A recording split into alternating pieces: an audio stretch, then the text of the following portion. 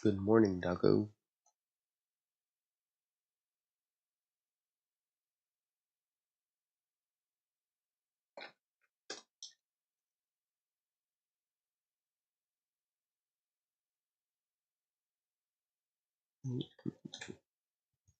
I'll have it up in just a sec. You woke up 10 minutes ago.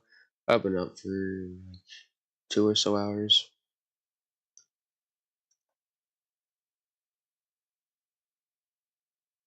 Hey, luckily you woke up 10 minutes ago, right?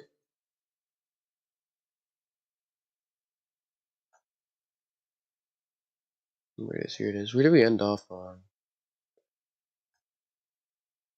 Let's see. 53. So we're on 54 right now. Alright, let me pull it up for you. Give you audio. Boom. There we go.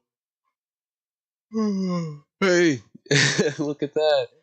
He's on a different account, but his own video is showing up on the bottom right. I know you can't see my mouse. I don't know how to bring it back, but bottom right. Oh, it says GT Live, but bottom right, his own video is being suggested. There it is. Okay.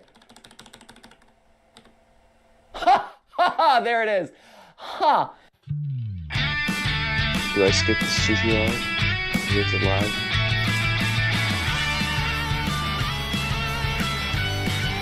There we go, so 47 minutes. Hey guys, and welcome to GT Not Live. Where it's another live. I want to see what. Well, that's explicit. I don't think this is a theory either. Huh. Well. Oh, was that Music Man? That looks like okay, there's like 3 GT lives. I'm gonna just, yeah, I was gonna say it. I'm gonna just skip all these. Bit by bit, we've been working to solve security breach before its launch, and so far I feel pretty darn good about what we've concluded. The reappearance of Glitch Trap and the dual nature of Vanny seem all but confirmed. The repurposing of the toy animatronics still feels very much possible. Even some of my bigger swings have wound up being home runs. Huh! I forget who that is. Well, that's explicit. Real quick, Music Man, FNAF. There's a couple like evidence pieces or like loose threads that I keep in the back of my head and hold it until a point where it becomes useful. Music Man is one of those. So to suddenly see a character with 6 legs and clown gloves, this is the closest thing that connects. I would assume because anything that usually has a lot of legs like this is able to climb walls and climb ceilings, I wouldn't be surprised to see this be attacking you from the ceiling or a wall. 3 weeks later. I will help you find Oh, I called it. Let's go. Music Man! So we've talked about the villains, we've talked about the animatronics, we've talked about the plot. Today, with a month left before release, it's time to talk about how this whole thing is gonna end. Sorry. Smash your pants, Vanessa.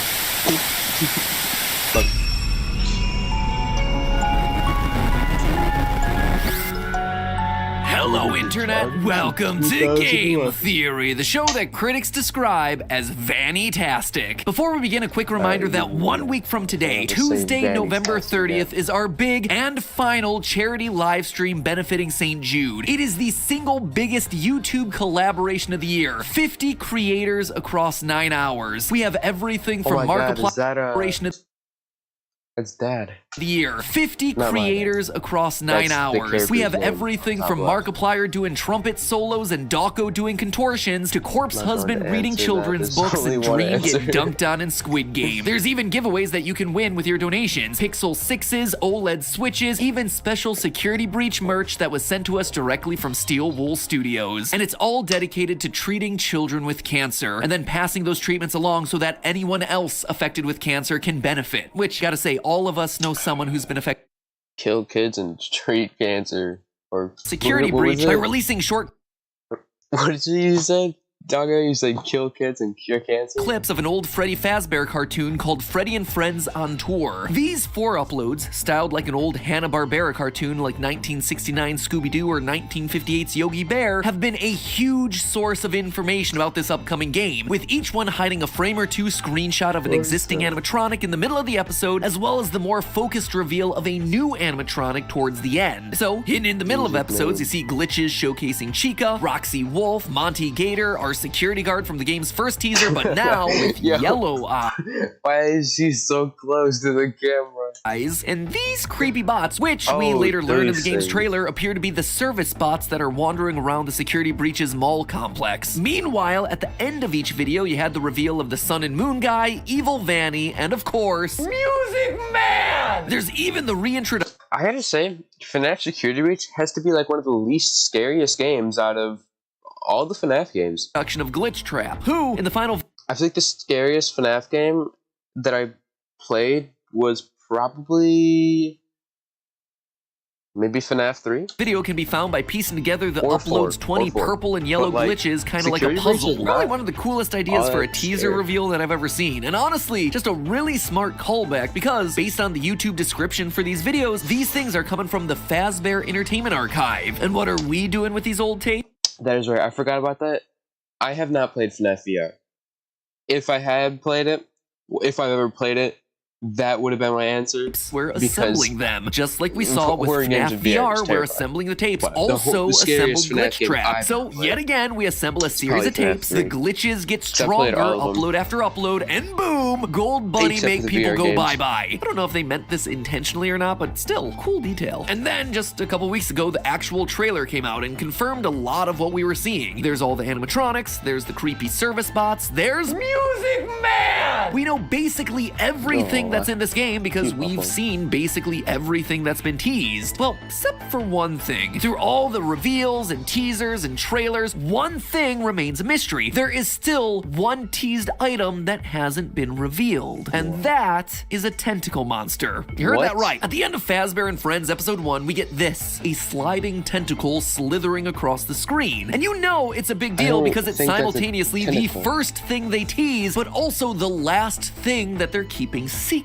In fact, based on details from the trailer, as well as new clues that have come to light in other parts of the FNAF universe, I not only think I know what that is, but also the whole ending sequence of this game. This one is a biggie and feels like, once again, I am swinging for the fences. But if it proves to be true, well, let me tell you, I'll be even more excited than this. Music Man! And speaking of things that get you more hyped than seeing your favorite reject animatronic make his triumphant return, let me just remind you that new FNAF wear and Theory wear are available right now for the holidays. Live out your wildest fantasies in this awesome glam rock Freddy denim jacket, but look out, someone's watching your back. Or if black isn't your color, how about something a bit brighter, like the satin jacket with pink and cyan highlights. It's warm, it's cozy, and it's covered in embroidered patches.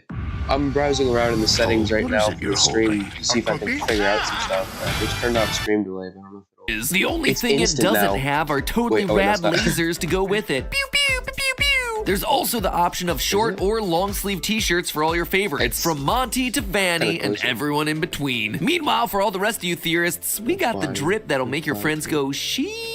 Like this jogger set. You'll be camouflaged at your next chess club meeting in stylish black and white with a comfortable slim leg fit. It's sleek enough to wear outdoors and look cool in public, but warm and soft enough for all the indoor antisocial cuddling you could possibly want. Speaking of soft and cuddly, Theory Blanket. That's all I have to say. Theory Blanket. You and your cats will love it. And if you're looking for more to keep you warm this chilly winter, wrap yourself in the big old hug that is this diamond quilted Game Theory jacket, this embroidered Game Theory beanie, perfect for the wet weather or just a cold basement that you want to keep cold because you don't want to run up your heating bill. Who knows, maybe that's just me and Steph. Best of all, we have everything in stock right now, which means it's all ready to ship out with no shortages or delays. That means you get it ASAP for yourself or whoever you're gifting it to. Instant gratification for the win. So go get your FNAF wear or Theory wear by using the link down in the description or the merch shelf below as YouTube continues to try and train you to use their platform as a one-stop shop for all your consumerist needs. Now then, let's talk tentacles. tentacles. Across the series, there's only ever been one character associated with long, slimy black tentacles, and that is Nightmarion, the Nightmare Puppet, who came out as part of the Halloween update for FNAF 4 way back when I still had hopes that this series would end with 4 games.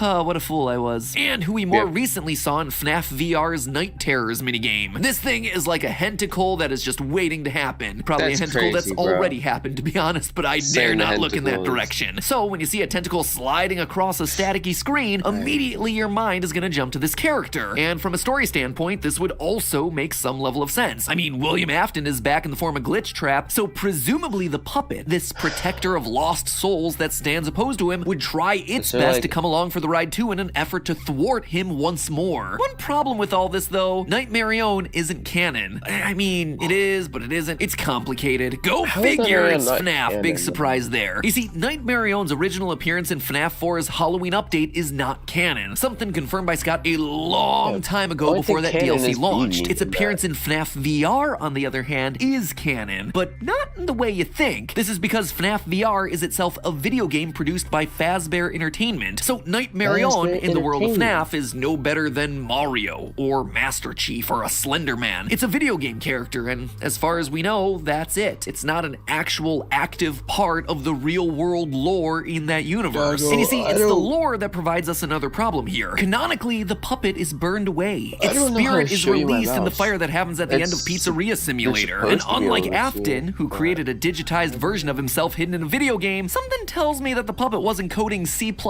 in between giving gifts, giving life. As the last nail in the coffin here, the tentacle that we see at the end of Freddy and Friends is missing its signature white stripes. Are there ways to bring the puppet back? Sure, Puppet Mask didn't fully burn away and was found in the wreckage of the FNAF 6 pizzeria, so it's still infused with the agony of Charlie in order to fight against Afton one final time, whatever. But honestly, I think there's evidence to suggest a better candidate for that tentacle, Baby. So the final Fazbear Frights book just came out, number 11, Prankster, and with it came the chance to look back across the whole collection and analyze what Easter eggs were there to help solve the game lore. One big takeaway from the series, we now absolutely know what was inside the FNAF 4 box. It was a person. Don't at me about this one. This is undeniable at this point, and nothing you say is gonna change my mind about it. Here's why. In Prankster, we get this line during the finale, quote, Jake had found the real homeless girl that Eleanor replaced. As a quick aside here and reminder, Eleanor is this book's stand-in for Baby. The real girl had been locked in a trunk in the abandoned building where Jake had originally found Eleanor. Now, this one instance alone wouldn't be enough to make me 100% sure about this, but they repeat it twice. Earlier in this same stretch of like 20 or so pages, the exact same thing happens again, only this time it's Eleanor that's locked in the box waiting to pop out. And if those 2 times weren't enough for you, in the final FNAF novel, The Fourth Closet, Baby hides a person inside of a large chest and then goes to steal their identity. Quote from this book, John moved to a large green chest, the paint almost entirely worn off. There was no lock. John knelt beside it, found the handle, and heaved it open, then shuddered, falling back and pushing himself away. Jessica, he gasped, moving back to the chest and leaning over it. Jessica. What, John? I'm trying to listen. It's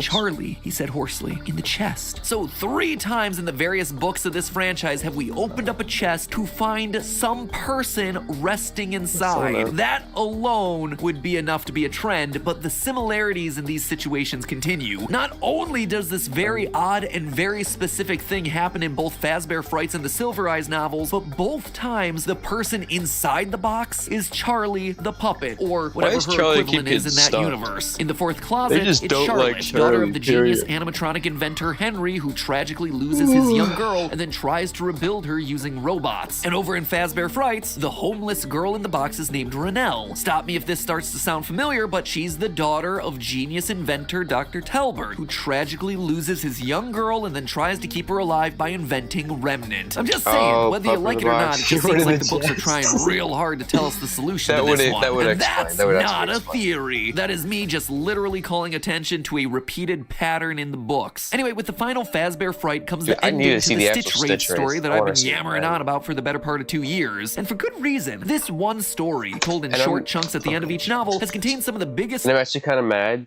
that the Stitch Raid is a good character, because come on. Like a 7-foot-tall, terrifying endo thing walking around, missing an eye, bloodied up teeth.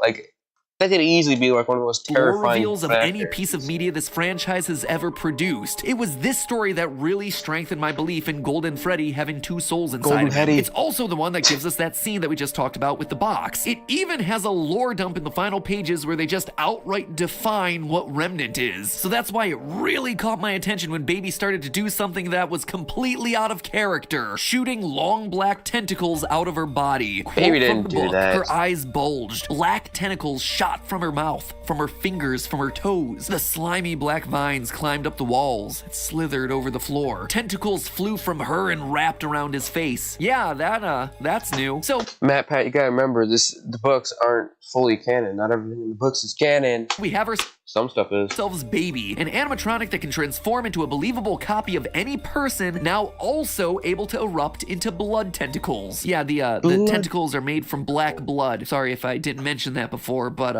yep. But there's another reason I think Baby's our tentacle monster. Because I think she's actually our big bad of the game. The one who is really pulling the strings here. You see, back in April, I did 3 short mini-theories on Security Breach, with one focused on exactly this topic, the return of Elizabeth Afton. At the time, it was a mini-theory for a reason. It was just a hunch with a teeny bit of evidence. But now that evidence is starting to pile up faster than dead bodies in a pizzeria. And to understand why, we have to make one more trip to the books. At the midway point of our Stitch Raid story, we have our Golden Freddy spirit stand-ins having to equip themselves with the puppet mask in order to fight against a giant 15-foot trash rabbit called the Afton Amalgamation. You're not stroking out, friends. That is the unironic words printed onto real paper and produced en masse for readers to consume. You hear that? Shakespeare is rolling in his grave as we speak. Basically, Afton's spirit had possessed a lot of different objects, and those all fused together with...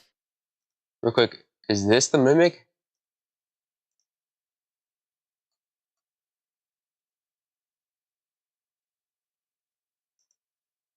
trash in order to form a giant garbage Godzilla. Back when I wrote that theory, I had this to say. I am not gonna sit here and say that we will at some point in the series be forced to fight a giant trash bunny possessed by a serial killer. But now, 7 months later, things have changed, and yeah, I am gonna sit here and say that we will at some point in the series be forced to fight a giant trash bunny possessed by a serial killer. Yep, the series about pizzeria-themed murders has decided that giant garbage rabbit kaiju is the next logical step in the story. No, because that's not real. That they feel it wants to tell. I am so tired. Now, if this was a... Also, I'm kind of surprised Matt Pat never questioned the fact that it went from Springtrap to William Afton, and in those two, the suit, it changed, and it started to, like, heal back up. Like, he never questioned why, like, the suit changed from Springtrap to William Afton. Normal FNAF game, then no. Of course, there's no giant trash monster. But this is like the head shape's different, body shape's different. Anything but a normal FNAF game. First, we know that Security Breach will have boss battles. This is confirmed on the PlayStation blog article covering the game. And if these moments of Monty Gator from the trailer don't look like a boss battle intro sequence, then I don't know what does. Reminds me of the American Gladiators game Assault. We also know that the game's primary mechanic is climbing into Freddy's oversized birthday cake hatch to pilot him around like a mech suit. You don't just include a mecha suit like that in your game if all you're doing with it is stealthing around a mall. You insert that sort of stuff in order to punch serial killers in the face. But you know what seals the deal for me is the trailer. Throughout the Freddy and Friends teaser images, we've seen pictures of the animatronics all cracked and broken. Are they corrupted by Afton? Maybe we destroy them over the course of the night? It's a weird little detail. But then the trailer goes and shows us a bit more. We see this scene of a broken Chica that's attacking us in a tunnel made from garbage. Now that is a bizarre setting for a game that's set in a mall and, according to the PlayStation Store, the sewers underneath the mall. Trash is just everywhere. So is this the game that's finally given us what we've all been demanding? Hashtag justice for trash in the gang? Or is it something more? Remember what I said about the broken version of the animatronics that we keep seeing in the trailers? Well, one of the main components of Trash Afton are the pieces and parts of other ruined animatronics. I wouldn't be surprised if the final boss battle of the game is against a giant amalgamation of all the other animatronics combined, which in turn turn strengthens the baby theory. You see, in the books, yet again, Trash Afton is described as weak. In fact, it's so important that they decide to say it twice. First in book 6, and then again in book 11. In reality, it's actually Eleanor that's powering the whole thing. So if we do in fact descend down into a landfill to fight a giant trash rabbit kaiju, the one really pulling the strings will be the black blood tentacles of the shape-shifting baby. But there's one last thing worth mentioning, and that's this game's return to the first ever pizzeria, Fredbear's Family Diner. Dawko recently did a live stream to benefit our St. Jude campaign. Dawko, you're an amazing and wonderful person. Thank you for your support. But whenever there's a Dawko charity stream, you know that close behind is gonna be some FNAF teasers. And Steel Wool did not disappoint. They sent him a series of posters, including these 3 from Fredbear's Family Diner, the original pizzeria mentioned way back in FNAF 2. I'm gonna try to contact the original restaurant owner. I think the name of the place was Fredbear's Family Diner or something like that. Oh, that's what I was gonna search up. For years, though, I doubt we'll be able to track it. I don't need my phone to search something up. The existence of these posters alone is pretty sus, considering game developers don't have the bandwidth to spend a lot of time on artwork that isn't getting used in your actual game. What's even weirder, though, is that the new Freddy and Friends teasers also revisit what appears to be the first pizzeria in episode 2, based on the building's small size, red and white striped awnings, and wooden interior. But all of that, coupled with the descent into a landfill-looking area, leads me to believe that the mall is built on top of the original Fredbear's Family Diner location. We've actually seen a lot of this before throughout the series. In both Sister Location and the Twisted ones, we have large underground warehouses constructed under existing buildings and businesses. And again, in the Silver Eyes, we see Charlie and the gang breaking into a giant mall, we'd also Pizzaplex, built around one of the earliest pizzeria locations. Even FNAF VR ended with the scene of Glitch Trap beckoning us to the back room, where we then went out the side door towards Security Breach's mall in the middle of being constructed. Long story short, there is a constant running theme of old places being connected to and buried under new, flashier establishments. So, us going down a trash tunnel in the trailer, passing old wrecked versions of the animatronics, we have to be headed somewhere. Why not the first ever location, where Glitch Trap would be at his strongest, would be able to be resurrected into the nightmare hand that we saw at the end of the first teaser, notice those fingers, and eventually form into the trash monster that we fight. So that, my friends, is the wild prediction I have for the final act of this game. You descend into the sewers and eventually wind up in tunnels of trash under the building, which eventually leads to the site of the first ever diner, Fredbear's Family. Here, where his powers are strongest, Glitch Trap leaves Vanny's body and regains his own. We hop into our Mecha Freddy for a boss battle to knock him around a bit, and desperate, he absorbs all the ruined animatronics and trash around him. We destroy him yet again, only to reveal the black tentacles. It was Baby all along. Cue the next game and subsequent 20 installment book series. But hey, these animatronics may be horrifying, but not everything that's made of metal has to be. That's where our sponsor Displate comes in. Their metal posters are a step above the rest when it comes to quality. We've all seen how long Springtrap's been around for, and how... I see how it is. Start right there. William App. Did you know William App? What? Did MatPat create this? RWQ. Really good character.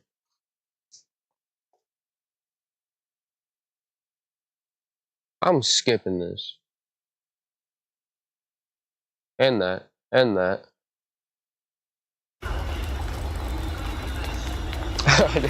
I've already gone through almost 10 episodes. After years, only watched 2 or 3. Of waiting, Five Nights at Freddy's Security Breach has finally launched, and with it, we now have a whole load of mysteries to discuss. What's the deal with the Vanny therapy tapes? Why is this room from Sister Location in Pizzaplex? Who's the best animatronic, and why is it Music Man? There are a lot of things to solve in this massive game, as lore hides behind every pirate poster and inside every arcade cabinet. But the theory I have today goes to the heart of this game, addressing the one character that we spend a lot of time with, but don't actually see all that much. And that's our main character of Security Breach, Gregory. Yep, in a franchise full of dead kids, I want to focus on the first ever living child we've seen in the main story of the games. Except for in the Fruity Maze minigame, but we all know that she ends up dead. Who is Gregory? What is Gregory? And why is he such a cold-hearted savage to Roxy and the rest of the animatronic gang? I'm so mad that you're driving without my permission!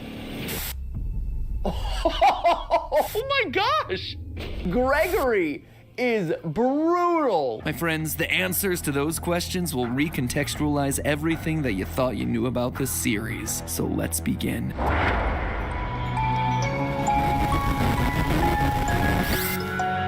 Hello, Internet. Welcome to Game Theory, the show that can't help but stuff its face with FNAF lore like Chica stuffs her face with pizza and garbage. I guess at this point it kind of applies to us too. Anyway, if you want to stuff your YouTube feed with FNAF videos, then hit that subscribe button right now, because today starts what I expect to be a 3-part series into the many unsolved mysteries of Security Breach. I mean, on the surface, the game seems pretty self-explanatory, right? Survive being trapped in a mall for one night. Looks like the new team forgot to read the title of the franchise. But that's nothing. That's easy. Once you start looking into secret rooms, secret tapes, secret endings, secret minigames, and actually bother to read all the emails and item descriptions, you learn that there is a lot more here. Stuff that looks both backwards at the series that came before and forwards into what is coming next. Stuff that, quite frankly, I'm still working on piecing together. This is a big game with lots of places to hide things. Sure. But today, I want to focus on a mystery that I do feel like I have a pretty solid handle on. The relationship between Gregory and Glamrock Freddy. What's the deal with this random kid, and why is a killer animatronic suddenly trying to help him? Like, seriously, the game kicks off with this incredible cutscene. Everyone is living their best 80s-tastic lives on stage before Freddy suddenly glitches out and smash cut to Gregory just being there, I guess. It is one of the weirdest, most jarring intros to a game ever. And then from that point forward, we're just expected to assume that everything is perfectly normal, no explanations necessary. All I had to do was I'm here to give you that explanation, because I strongly suspect that this boy is not a boy, and this robot is not a robot, and that the story of their relationship is one that's trying to make amends for one of the earliest and most pivotal points from this entire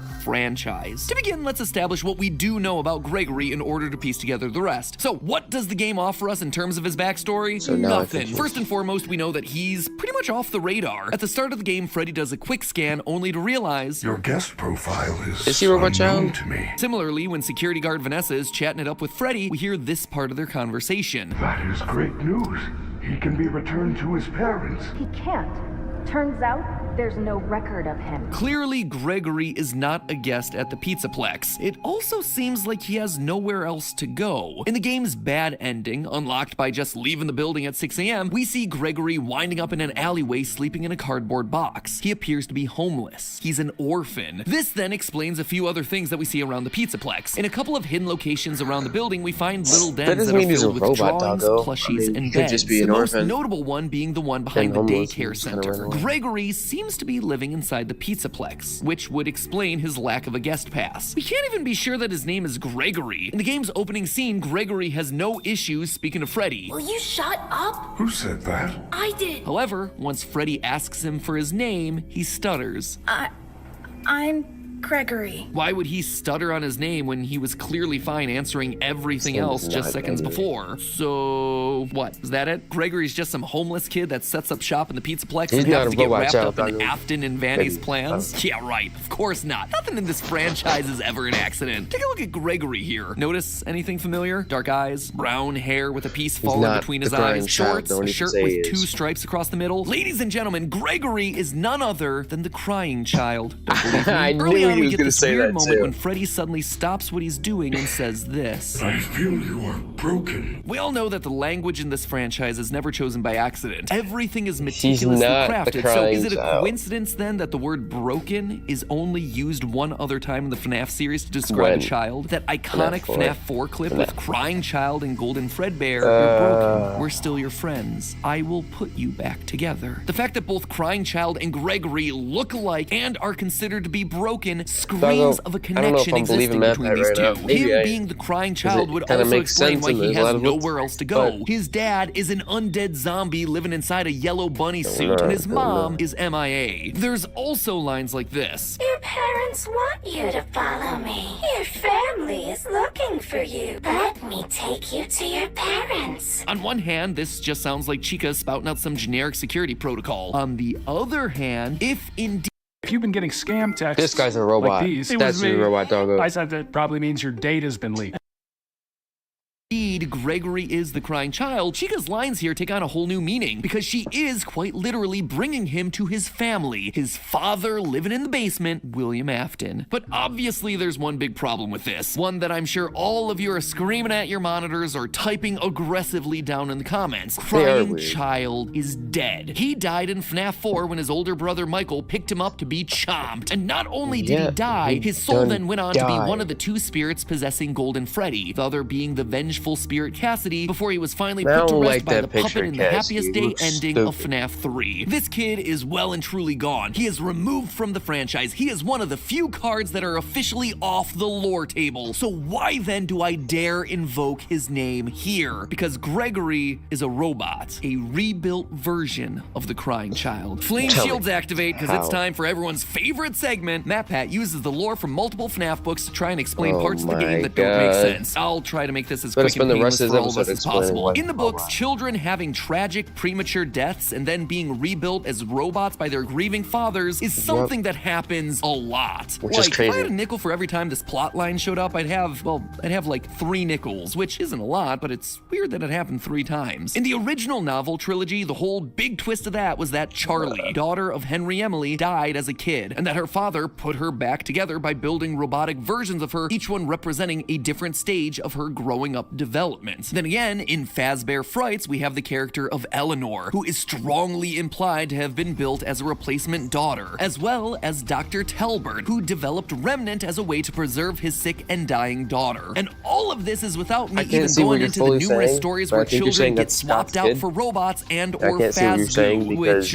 once it has your DNA, basically creates a clone of you. If that's the future of the franchise, we're going down some weird paths, my friends. Anyway, to summarize, there's evidence in the wider canon that FNAF 4's lines about the crying child being broken and needing to be put back together were meant to be much more literal than any of us first suspected. But we don't even have to go that far. Within Security Breach itself, there is plenty of evidence to suggest that Gregory isn't exactly what he seems. When Vanny spots you and starts to get closer, your vision gets a CRT effect, basically the horizontal lines that old TV monitors used to get. And it's worth remembering that since this is a first-person game, that is representing your vision. So why are your eyes suddenly behaving like cameras on the fritz? Unless, you know, they are cameras on the fritz. Later in the game, once we defeat Roxanne Wolf, we can take out her eyes and upgrade Freddy. Our Fazwatch tells us that, quote, Roxy sees things differently than others. Sometimes she'll stare and talk to the other bots through walls. She's able to see things that others can't, which allows us to see collectibles like secret CDs. In a way, she has a sort of X-ray vision, which is why when you first install him into Freddy, his comment really stands out. How are your new eyes?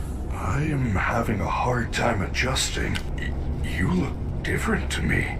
It's almost like he was seeing Gregory as a normal child, but now that he has these new eyes, he's able to see through Gregory's skin and reveal something that he wasn't expecting, like, say, an animatronic endoskeleton. Also, Gregory can be inside Freddy when he's inside the charging stations, which on its own feels weird. Like, I kinda expected you to hop out and leave him to charge, but nope, we pilot him inside of it and then sit there as he charges. Or could it be that those charging stations are as much for us as they are for him? Remember that secret den behind the daycare where we assumed Gregory's living? There's a strange amount of decommissioned and what appear to be salvaged security robots. If Gregory, we, in the game, were a robot, then why would we be trying to live in the Pizzaplex? Unless we thought we were still alive. Maybe for a kid who needs a robotic upgrade. The fact that there's no record of Gregory would also make sense. If he's an animatronic, there wouldn't be records of him because he's not technically a human. It would also explain why Gregory has no parents. But maybe the biggest point of evidence comes from the very beginning of the game, where during the opening cutscene we see Freddy glitch out. This sets him on a course of being good for the rest of the game. But what causes that glitch to happen in the first place? Well, by going frame by frame, we can see that there's a security threat on the loose, and it looks to be a small child. Or it's just what it shows. Gregory, it has to be. Gregory is the threat here, a robot that poses a threat to Freddy's programming. But Why? How? What would make sense about that? Well, to understand that connection, it's time to put a pin in Gregory and turn our attention over to Freddy. If you unlock the game's final secret ending, you end up going below the Pizzaplex, only to discover a former Freddy Fazbear location, Freddy Fazbear's Pizza Place. If that name doesn't mean anything to you, it shouldn't really. Most of the restaurants in the series go unnamed. But while the name might not mean anything, the layout should be a familiar one. One large rectangular stage with lights on the trim and big speakers on either side, and a smaller semicircle stage right next to it. It's from FNAF 6, Pizzeria Simulator. Notice the stools that are placed right in front, the checkered floor. We even have purple striped tablecloths and blue-green. I never noticed that in the Killer in Purple, that the third layer, like when you go to the third level, that was Pizza Sim. And red plates, exactly like we saw why. in Pizzeria Simulator. As a refresher, this is the location now. that Henry lured all of the roaming animatronics to in order to burn them to the ground one final time. Although for one of you, the darkest pit of hell has opened to swallow you whole. So don't keep the devil waiting, friend. And this is it, here. Seems like Henry's plan didn't quite work as expected. We still see pretty much everyone that he tried to torch away, and then he doesn't even question why this time. Work as expected. We still see pretty much everyone that he tried. In this Afton is much taller. His body's different. His head shape is different than William Afton. They keep changing Springtrap's shape, his body shape, and his head shape, and all that. But Matt Pat hasn't commented on it once, and I don't know why. Torch away. Because it just doesn't make sense. Hey, they're all alive, and that can't be. That could be, but I don't think that could be William Afton, because if you look, that has an endoskeleton. Oh yeah, he did get burned, but then who is this? Because that has an endoskeleton. William Afton was in a suit that doesn't underground. Springtrap is there, Molten Freddy is there as this big black blob, and if you look inside that blob, you can even see Baby, and heck, even the puppet. Kinda lessens the impact of that Savage Henry speech from FNAF 6, but whatever. Anyway, the reason I bring this up, outside of it giving me a chance to remind everyone that I totally called something like this happening at the end of the last theory from... Okay. So, that's still William Afton? From when he first got Springtrap? A year ago, is that one character is notably absent here. Michael like that one that was in the basement that we just saw. We're reasonably sure was the guard working at the FNAF 6 location, and the one... No, but that was one of the suits that you could take out the endoskeleton to be worn as a suit, because it was a Springlock suit. Meant to have, like, no endoskeleton at that time. So a human could wear the suit. But that one had an endoskeleton. Why did that pull up? Why didn't it just play the episode? One who helped to burn it down. And to you, my brave volunteer, who somehow found this job listing not intended for you. Although there was a way out planned for you, I have a feeling that's not what you want. I have a feeling that you are right where you want to be. If it's pushed to the side, it's like, I don't even know, doggo. After being scooped, turning purple, and trying to undo his family's sins location by location, he went... All I know is that William Afton, or the Springtrap, he's only a skull now, I think. Down with the ship and burned alongside his father no arms, and sister, no legs which anymore. means that presumably he should be here somewhere, and yet he's not, unless of... What was that? Means that presumably he should be is that here just somewhere. A light above the door? I think it's just a light above the door. And yet he's not, unless of course he's taken on a new form, say perhaps Glamrock Freddy. We know for a fact that Freddy's been down here based on some of the lines that he drops during the finale. I know what this is. I have been here before. She brought me here. I had no choice. Now I have a choice. I have changed. My friends are here. They are so angry, confused, but I can protect you. So he's in a place where he can get possessed. We also hear that Freddy isn't acting like his normal self, saying, I am not me. And in yet another ending, the fire ending, Freddy is more than prepared to set the place ablaze, much like Michael Afton did to Fazbear Frights at the end of FNAF 3. I guess old habits die hard. And nothing says that clearer than the replica of Mike's room from Sister Location that's hiding inside the Pizza Plex. Stupid train. Yeah, for those of you who don't know, hidden inside the mall is the exact replica of Mike's living room from Sister Location, down to the TV, lamp, and basket of exotic butters. Exotic butters. Exotic. But here's the kicker. Over on Mike's wall is a coded message. You know what I just realized? MatPat's not scared of the fan anymore. One that was solved through an incredible team effort from Dawko and... What is that? I don't want a Cadillac.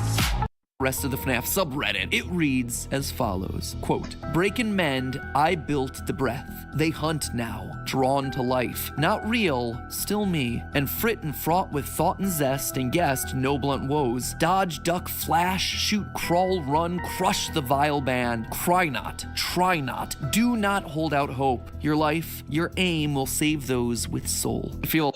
Oh my god, it's like a Dr. Seuss book. Like this is some sort of a poetry reading. Snaps, everyone. Snaps. Snaps. Yeah, man, cue the bongos. All right, basically, this is just a bunch of fancy talk, all relating to Mike's personal journey. The first line is all about breaking and repairing things, and in doing that, creating new life. In other words, Ennard and Baby. The rest is all about his commitment to try and stop the evil animatronics and try to save any of them with a soul left in their bodies. Now, does the presence of this room and poem necessarily mean that Mike is Freddy? No, but I do think it's telling that we're reminded of Mike's commitment to save everyone inside of a room that you're required to find alone in the dark, i.e. without Glamrock Freddy hovering over your shoulders. Heck, during the finale, we even get this line from Glamrock Freddy. He didn't even realize the popcorn bucket on the ground. My friends are here.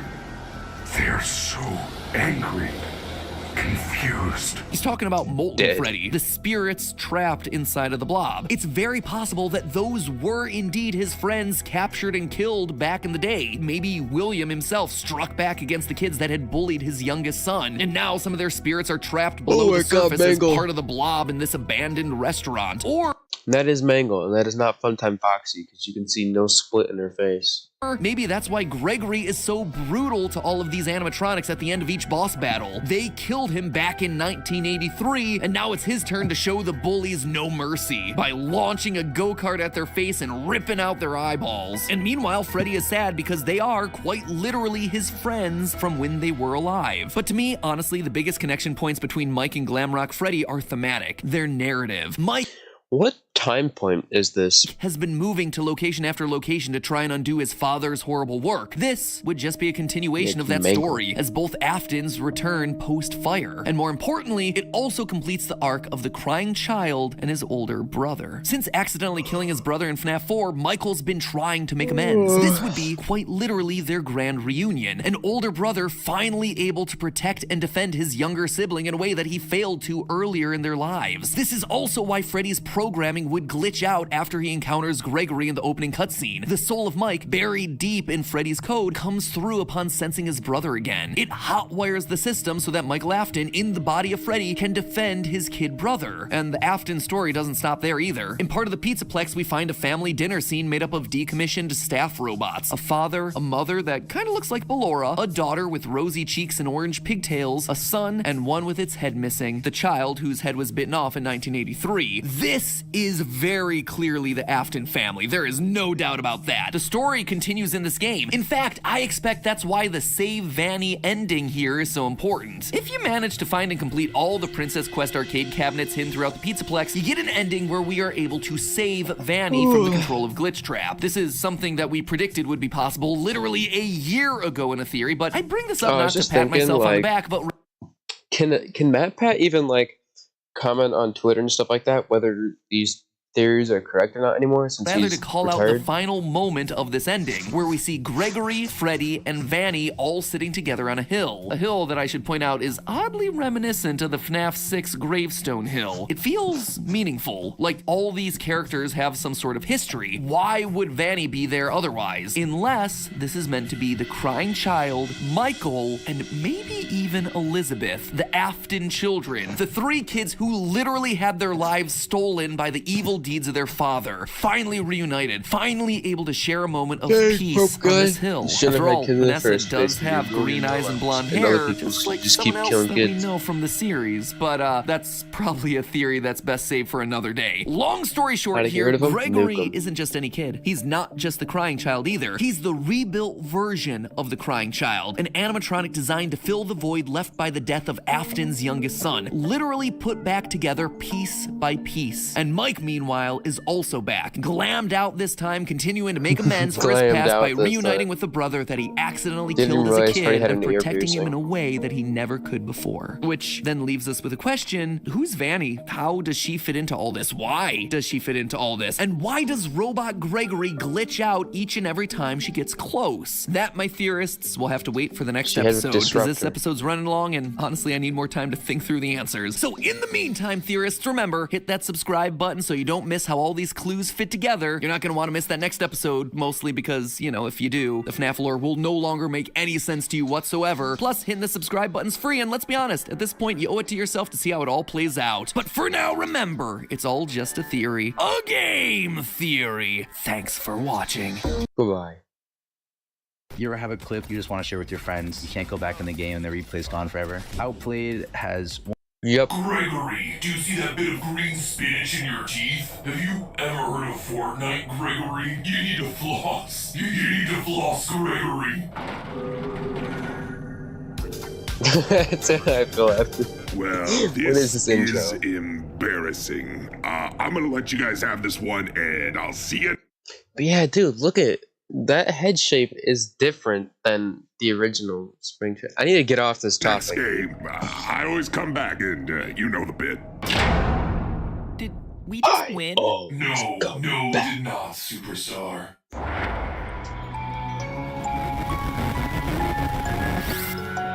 Hello, Internet. Welcome to Game Theory, the show that's proud to pick the nerdiest option available. Anyone that picks Monty Golf is just a nerd.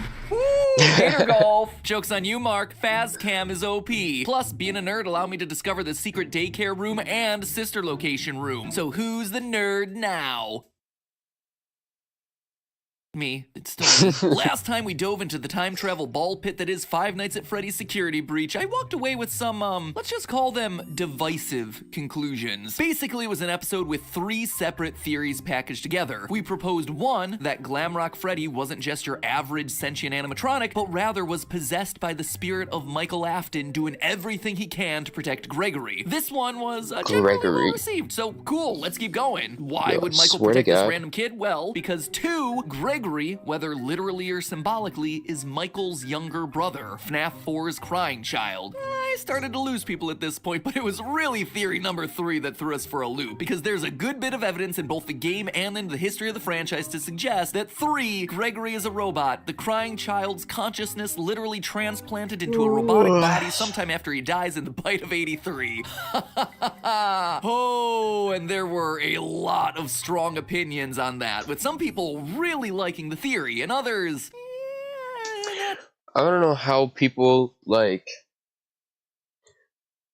How Scott would... Not Scott. How William would make the robots, like, feel pain and be hungry. Yeah, I was flooded by people saying that I had rushed it out just to ride the trend, or that it was my because dumbest they gotta theory eat at ever, some to point, which I and say, I gotta no, realize, Deadpool like, is Ernest Hemingway is my dumbest theory ever. Closely followed by Wario being 10 feet tall. Anyway, the outcry Wario's not was 10 so feet tall. huge Dude, it's that like I 2 ended feet up tall. trending on Twitter because of it. You know, didn't get much better from there. Weird side note, later in the same week, I was trending again because a group of performers juggled to the song Megalovania during an event for none other than the Pope. It only took 5 years, my friends, but it looks like that Steam code I gave him for Undertale finally paid off. They called me a madman. Anyway, like I said, a lot of heated opinions on the last one, with Twitter basically boiling down this 18-minute long 4,000-word theory down to this single image. So, yeah, thanks for not including literally anything else from that last video. So before we get to the next theory all about Vanessa, let me just address some of the biggest counterpoints I saw to the previous theory. Not because I'm convinced I'm right.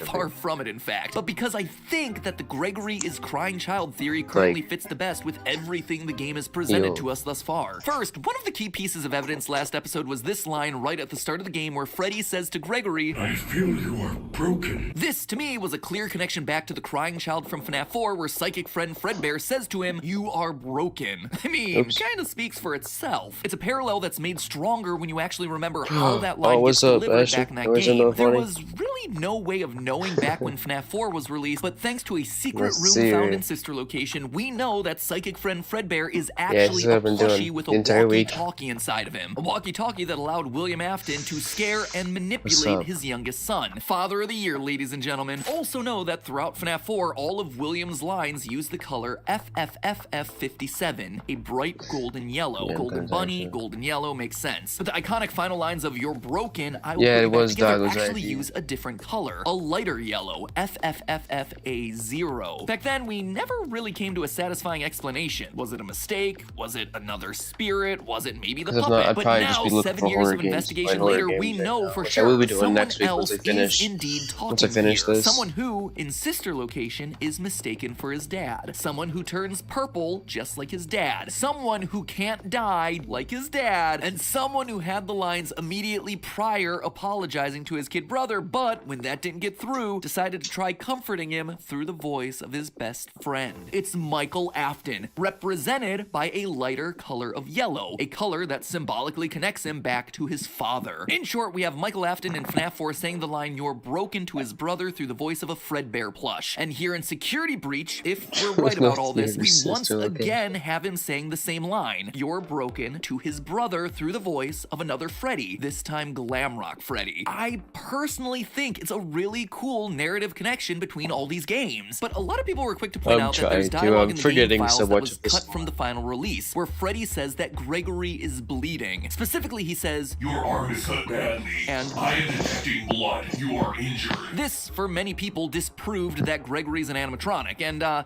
actually have two things to say about that. First, when I've used cut lines of dialogue in the past, the internet has in no uncertain terms told me that I can't, but now apparently it's okay.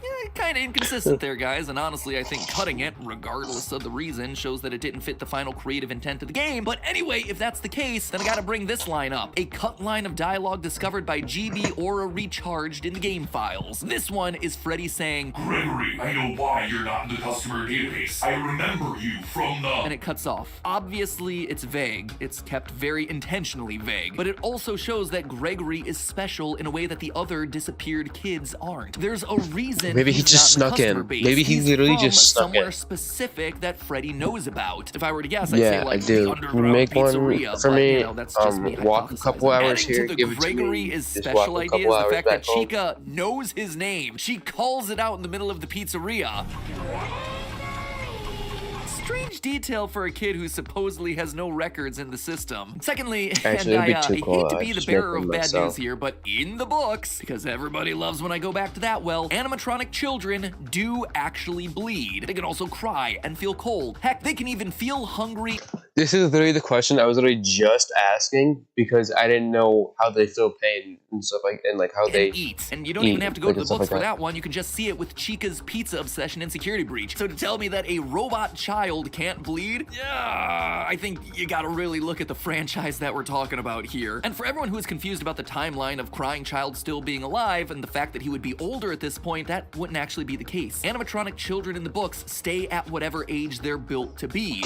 Because robots don't age. Charlotte Emily actually had 4 separate versions of herself built, one for each stage of her life, so that way she could grow older, but she would just assume a new animatronic body each time. So Crying Child still being young would actually make more sense here. And to everyone saying, why would he say stuff like, don't want to be crushed and twisted into a meat pretzel? No, again, Charlotte in the books is shocked to learn her true nature in the final chapters. Her consciousness had been grafted onto a childhood toy while she was alive, and after her tragic death had been been placed inside of her robot body to function as her memory. So for all she knew, she was just a normal human being just like anyone else. Is it dumb? Yeah, I'll say that it is. Is it complicated? Oh yeah, absolutely. But is it giving us insight into the rules that Scott and everyone who touches this universe operate by? Yes, it undeniably is. Lastly, for everyone who spammed my feed with pictures of sad white boys in striped shirts saying that you had found the crying child, thank you for your help uncovering the lore. I get the joke. All white boys with brown hair and striped shirts are apparently the crying child. But remember what series we're talking about here, friends. Visual design details have always been an important part of figuring these games out. Take a look at Baby. During Sister Location, she has green eyes, but when you play her minigame, she has blue ones. At least until she kills Elizabeth Afton, who, lo and behold, had green eyes. Superficial design features like this help us to connect the dots. Are they the be-all and end-all of evidence? No, but they do help support an argument. So a little brown-haired boy in shorts with a shirt and two stripes seems sus. Have you ever heard of Among Us, Gregory? Speaking of eyes, for all the complaints about I literally wasn't paying attention to the video until now. No one seemed to have any answers to what I see as the two strongest pieces of physical evidence here. Why does Gregory look different when Freddy gets Roxy's X-ray eyes? You look different to me. And secondly, why does Gregory's vision glitch when he sees Van? Wait a minute. You look different to me. And he speaks like a character from something I can't remember what it is. But why does Gregory's vision glitch when he sees Vanny? Why does he speaks like Yoda. Have such a weird visual reaction to her? He speaks and kind of sounds like Yoda. Different when Freddy gets Roxy's X-ray eyes. You look different to me. And am I hearing things, or does that sound like Yoda? Ringing sound as Vanny skips and gets closer. Oh my god, what is with the Honda ads? We can go anywhere we want. It seems to be a disruptor that makes her invisible to animatronics with older model eyes. In the Fire ending, Freddy, who couldn't see her at any point in the game, explicitly says, I can see you now. I have new eyes. I mean, this is exactly how the much-hated sound illusion discs from the books work, creating a high-frequency sound to make people and robots invisible and or look differently, but I'm already fighting a losing battle over here, so I'm just gonna gloss over that one. Anyway, to me, it reads as Gregory's robotic eyes being disrupted. I mean, why have CRT lines over the screen and not some other type of filter to show that his vision is getting disrupted? In fact, why have the same CRT lines as the security cameras all around the Pizzaplex? But there's one final piece of evidence I'd like to talk about to help solidify that previous theory before we move on, and that is the screenshot here of the final scene from the Savior ending, where you rescue Vanny from the control a glitch trap. And I use quotation marks here because I thought I could trust official sources giving names to the various endings. I would be able to trust they're just labeled as S1, S2, and S3 based on the number of stars that you get for them. It is worth noting, though, that this is the only 3-star ending that currently exists, which seems to imply that it has some level of importance to it. But here we see our three main characters, Gregory, Freddy, and Vanessa, all sitting on a hill, which, as I pointed out last time, is very similar to the FNAF 6 Gravestone Hill. But that's not what's important here. What I want to point out is the ice cream. Gregory is holding a golden Freddy-shaped ice cream with part of its head she's eating a mint chocolate chip by to parallel back to the crying child in any way, shape, or form, then this detail is just mean and irresponsible. This ice cream is the crying child's story coming full circle. He was terrified of animatronics and ended up being bitten by the Golden Freddy spring suit, but now he's the one sitting on a hill taking a big old bite out of Golden Freddy. That is not me reading too much into this. That is me lightly interpreting a very clear image that was put directly into this game by the designers. It is barely even subtle. And despite him wearing a blue shirt in most of the endings, here his shirt is colored purple, just like— or that could be just because of the lighting. Like his father's signature color. Couple that with literally everything else, his lack of records, the fact that he goes into the charging station. So I stand by my theory that Gregory is an animatronic of the crying child. Is it a perfect answer? No. Do I love the fact that it complicates the lore even more? No. But does it answer the most questions with the evidence? Does he do a timeline video? It does, and it's a heck of a lot better than Fazgoo. But now, 4 pages into this episode, let's actually stop to talk about Vanessa, shall we? Last episode I made a passing statement about how this final image felt to me like the 3 Afton final video should be a final crying child, Michael, and Elizabeth Afton, William's daughter that done got scooped by Baby back in Sister Location. It's a scene that, to me, feels like the narrative finally giving them a sense of closure after they quite literally die as a result result of their dad's evil deeds. Last time I briefly made mention of Vanessa's blonde hair and green eyes, which is the same as Elizabeth. And here, in this ending, we actually see 2 scenes of her wearing the signature Afton purple, even the ice cream cone, as opposed to something like Gregory's. I just want to mention how all this happens in just like 6 hours, or 6 hours. So it's not like multiple days that's going on. So they just 6 hours, and she's there the whole time. Novelty pop is a potential callback to her death, where Baby delivered an ice cream cone to her before she did the scoop. And when you look at the connections between these 2 characters, it's more than just a couple of visual similarities. The biggest secret in Security Breach right now is a series of 16 retro CDs, invisible collectibles that only Freddy can see, hidden in every obscure corner of the game's map. Then, to play these things, you actually need to have also found the secret sister location room that we talked about last time. Now, these CDs are, they're problematic. They open up a whole separate can of worms. They're recordings of therapy sessions following 2 separate individuals, Patient 46 and Patient 71. The exact identity of Patient 46 is a theory for next time that will absolutely launch us into yet another flame war, but early in Patient 71's tapes, we learned that it's actually Vanessa speaking. Hello, Vanessa. How are you feeling today? These are recordings from therapy sessions that Vanessa had while she was at the job for the FNAF AR game's special delivery. She mentions speaking to a man named Lewis on several occasions, and we discover that she's also buying fake fur, both of which are things that we see in emails from FNAF AR. By the last of Vanessa's recordings, she's leaving that job for a new job somewhere else, most likely the job of security guard here in Security Breach. I'm needed somewhere else now. But let's dive into the good stuff, shall we? In Vanessa's second tape, we learn about a custody battle that happened between her parents. Her dad won using manipulative tactics, forcing his daughter to falsely testify. I'll be right back. I'm gonna keep watching. Your dad made you follow instructions, didn't he? I'm talking about the custody battle between your mum and your dad. Your dad didn't play fair, did he? He used to make your mum look bad in court. After losing custody of her daughter, Vanessa's mother, well, here's what the tape does. I know your mum after she lost the custody case. It glitches, implying that her mother ended her own life, which would explain why Mrs. Afton is missing from all the games, and why she may have won. Just when I thought I was out, they pulled me back in. Who I got here? Oh!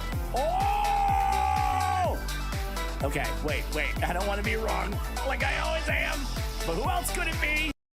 Wound up being rebuilt as the motherly Ballora in Sister Location, a robot that, wouldn't you know it, sings about her inescapable depression now that the walls of her house are empty. All I see is an empty room, no more joy, an empty tomb. We also hear Vanessa lines like this. Oh, you like those? Apparently, the janitor on this floor has a garden and has been putting bouquets in the offices here for years. Vanessa likes flowers. A small detail, but you know me, small details can often be the biggest evidence. Who else do we know in the series that has an affinity for flowers? Well, think back to FNAF 4. Remember this random empty bedroom with a huge portrait of a flower on the wall? It's Elizabeth's room before she got scooped. Then you have Vanessa lines like this. Lots of people know more than I do. Sometimes I need to listen. Now, this might be a stretch, but I believe it's referring to when Elizabeth got scooped by Baby. Her dad had repeatedly and explicitly warned her not to go near Baby, but she didn't listen, and in doing so, she ended up getting herself trapped inside the animatronic. Don't tell Daddy that I'm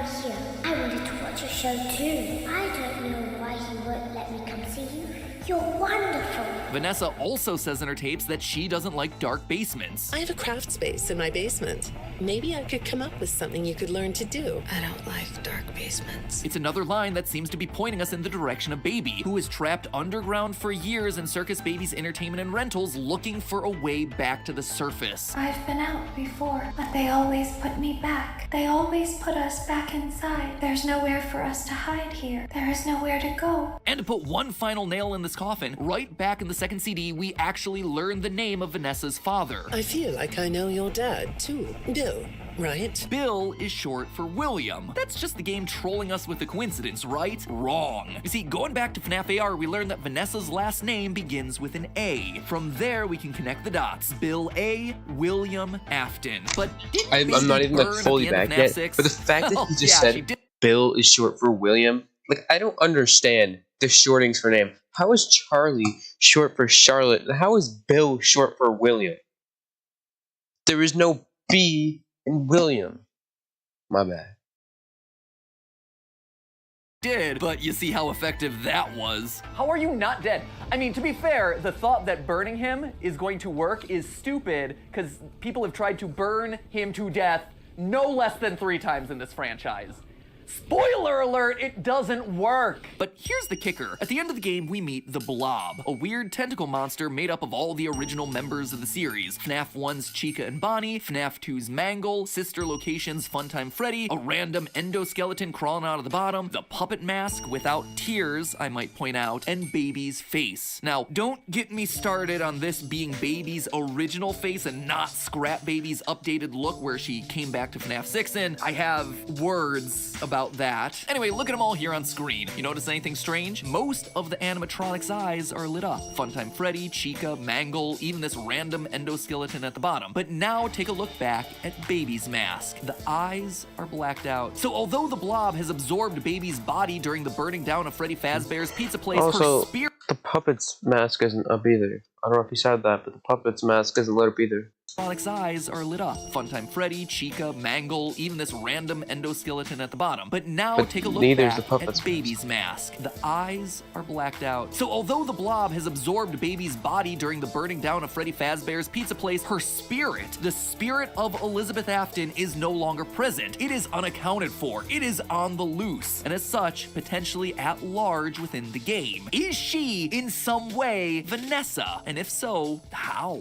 The truth is, I don't know. This game has got my brain in so many knots, I might as well be a sailboat. I don't think there's any evidence to support any conclusion at this point in time. But I do know that this is what the evidence is heavily pointing us towards. The design similarities, the missing spirit, the purple color, the ice cream, the voice lines, the personality traits, and again, the narrative theme of 3 Afton kids reuniting and moving on after a traumatic past. It gives everyone this nice full circle ending, even if it's only meant to be symbolic. And the screen really does feel like it's the end, finally, for these 3 characters. Maybe next time we'll finally see some new faces. So enough about them, we're moving past those 3. There's still other mysteries that we have to solve here. What happened to Glamrock Bonnie? Who is Patient 46 and why are they here? What's the deal with that room full of post-it notes? Yeah, you forgot about that one, didn't you? It's important. And did you happen to notice the other missing animatronic from this game? Because I certainly did, and I think they might be hiding in plain sight. So next time we get to cover some mysteries that don't require us talking about dead characters. Hold up, let me go back a little,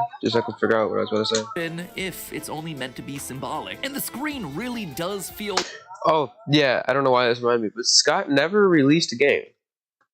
And I forget which game it's called. It's called like the Dark something, but like it's important. Never released it. Did you happen to notice the other missing animatronic? It was supposed to be out in like 2018. Because I certainly did, and I think they might be hiding in plain sight. So next time we get to cover some mysteries that don't require us talking about dead characters getting rebuilt into robots. Scratch that. We're talking about William Afton. That's kind of unavoidable at this point. Oh, this franchise is so ridiculous. Anyway, next time we're gonna sweep up a few other mysteries as we try to make more sense out of the game that quite literally threw everything against the wall to see what would stick. Speaking of things sticking on walls, why don't you spice up your decor with some 80s-tastic... I know that. Okay. What is with car ads? What is with car ads? Why am I only getting car ads? Freddy, I heard you got some new eyes recently. Just want to check to make sure that they're all functioning before we send you back out there on the stage. Tell me, what do you see here? That is my friend Bonnie. I miss him. Don't we all? Don't we all? How about this one? It's me? Interesting response with heavy lore implications. Gonna make a note of that one. All right, how about this last one? Oh, that's the DJ, you know. DJ... No, hold on, don't help me, I have this. DJ... Come on, Freddy, it's obviously... Music Man! Music Man! Oh! Music Man! Music Man! Music Man! I called it! Music Man! Music Man! Oh! I was so close!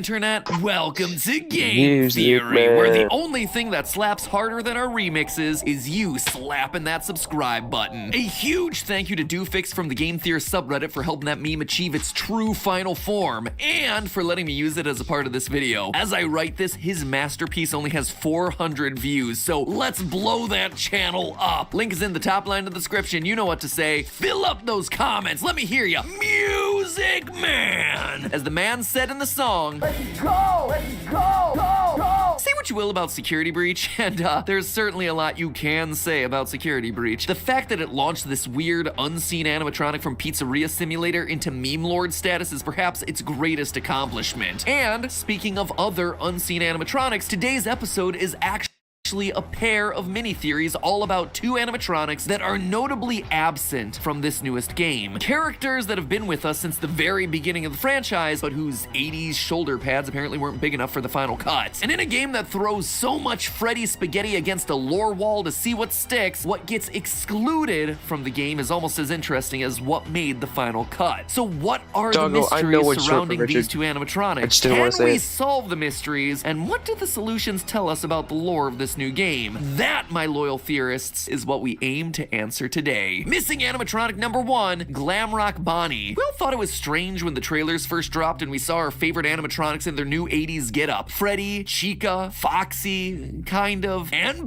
No, that's an alligator. Yep, Montgomery Gator was in, and Bonnie the Bunny was out. At first, I thought this was just gonna be a repeat of Sister Location. Introduce some new characters, reintroduce some old ones with new looks, and, you know, just leave a couple out. But then right outside of the daycare of Security Breach, we hear this. There is no rabbit at the Mega Pizzaplex. Not anymore. And that right there, my friends, is theory bait. Stick it on a fish hook and drop it in the water to reel me in. Clearly, this was more than just an arbitrary swapping of characters. There's a story here, a mystery to solve. Glamrock Montgomery Gator beat up Bonnie and replaced Bonnie.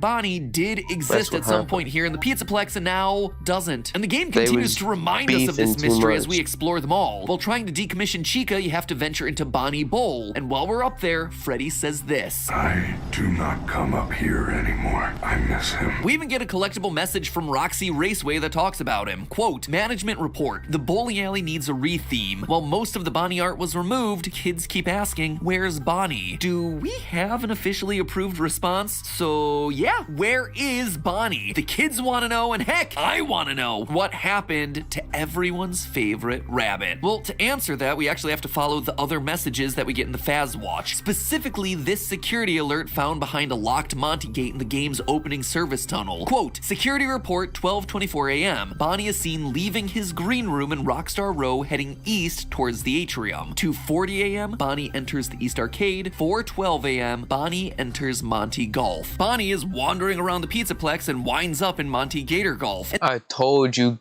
Bonnie or Gator, whatever his name was, Monty Gator Golf or Monty, I don't know, Monty beat up Bonnie. And see, this is an important detail because as we see in both the game and the collectible messages, Monty has a bit of a mean streak going on. He likes breaking things. He also has a bit of an ego. I don't know if you noticed, but the animatronics in this game are unusually human compared to the ones that we've seen previously. They have personality, emotions. We see Roxy crying in her room because we've managed to escape her. We should have found him by now. It's not fair. I'm not a loser. Chica is just hungry all the time, and Monty wants to be the star. He's looking for a way to rise to the role of leader of the band, singer in the spotlight. We know this thanks to hole number 9 of the Gator Golf minigame. Monty is center stage and Freddy is left out in the dumpster. So when bass player Bonnie comes rolling into his domain late at night, Monty sees this as his opportunity to take him out and become the bass player himself. This is all fairly straightforward just from reading those collectible messages, but it does leave me wondering. It was kind of Bonnie's fault for going in places he shouldn't have been.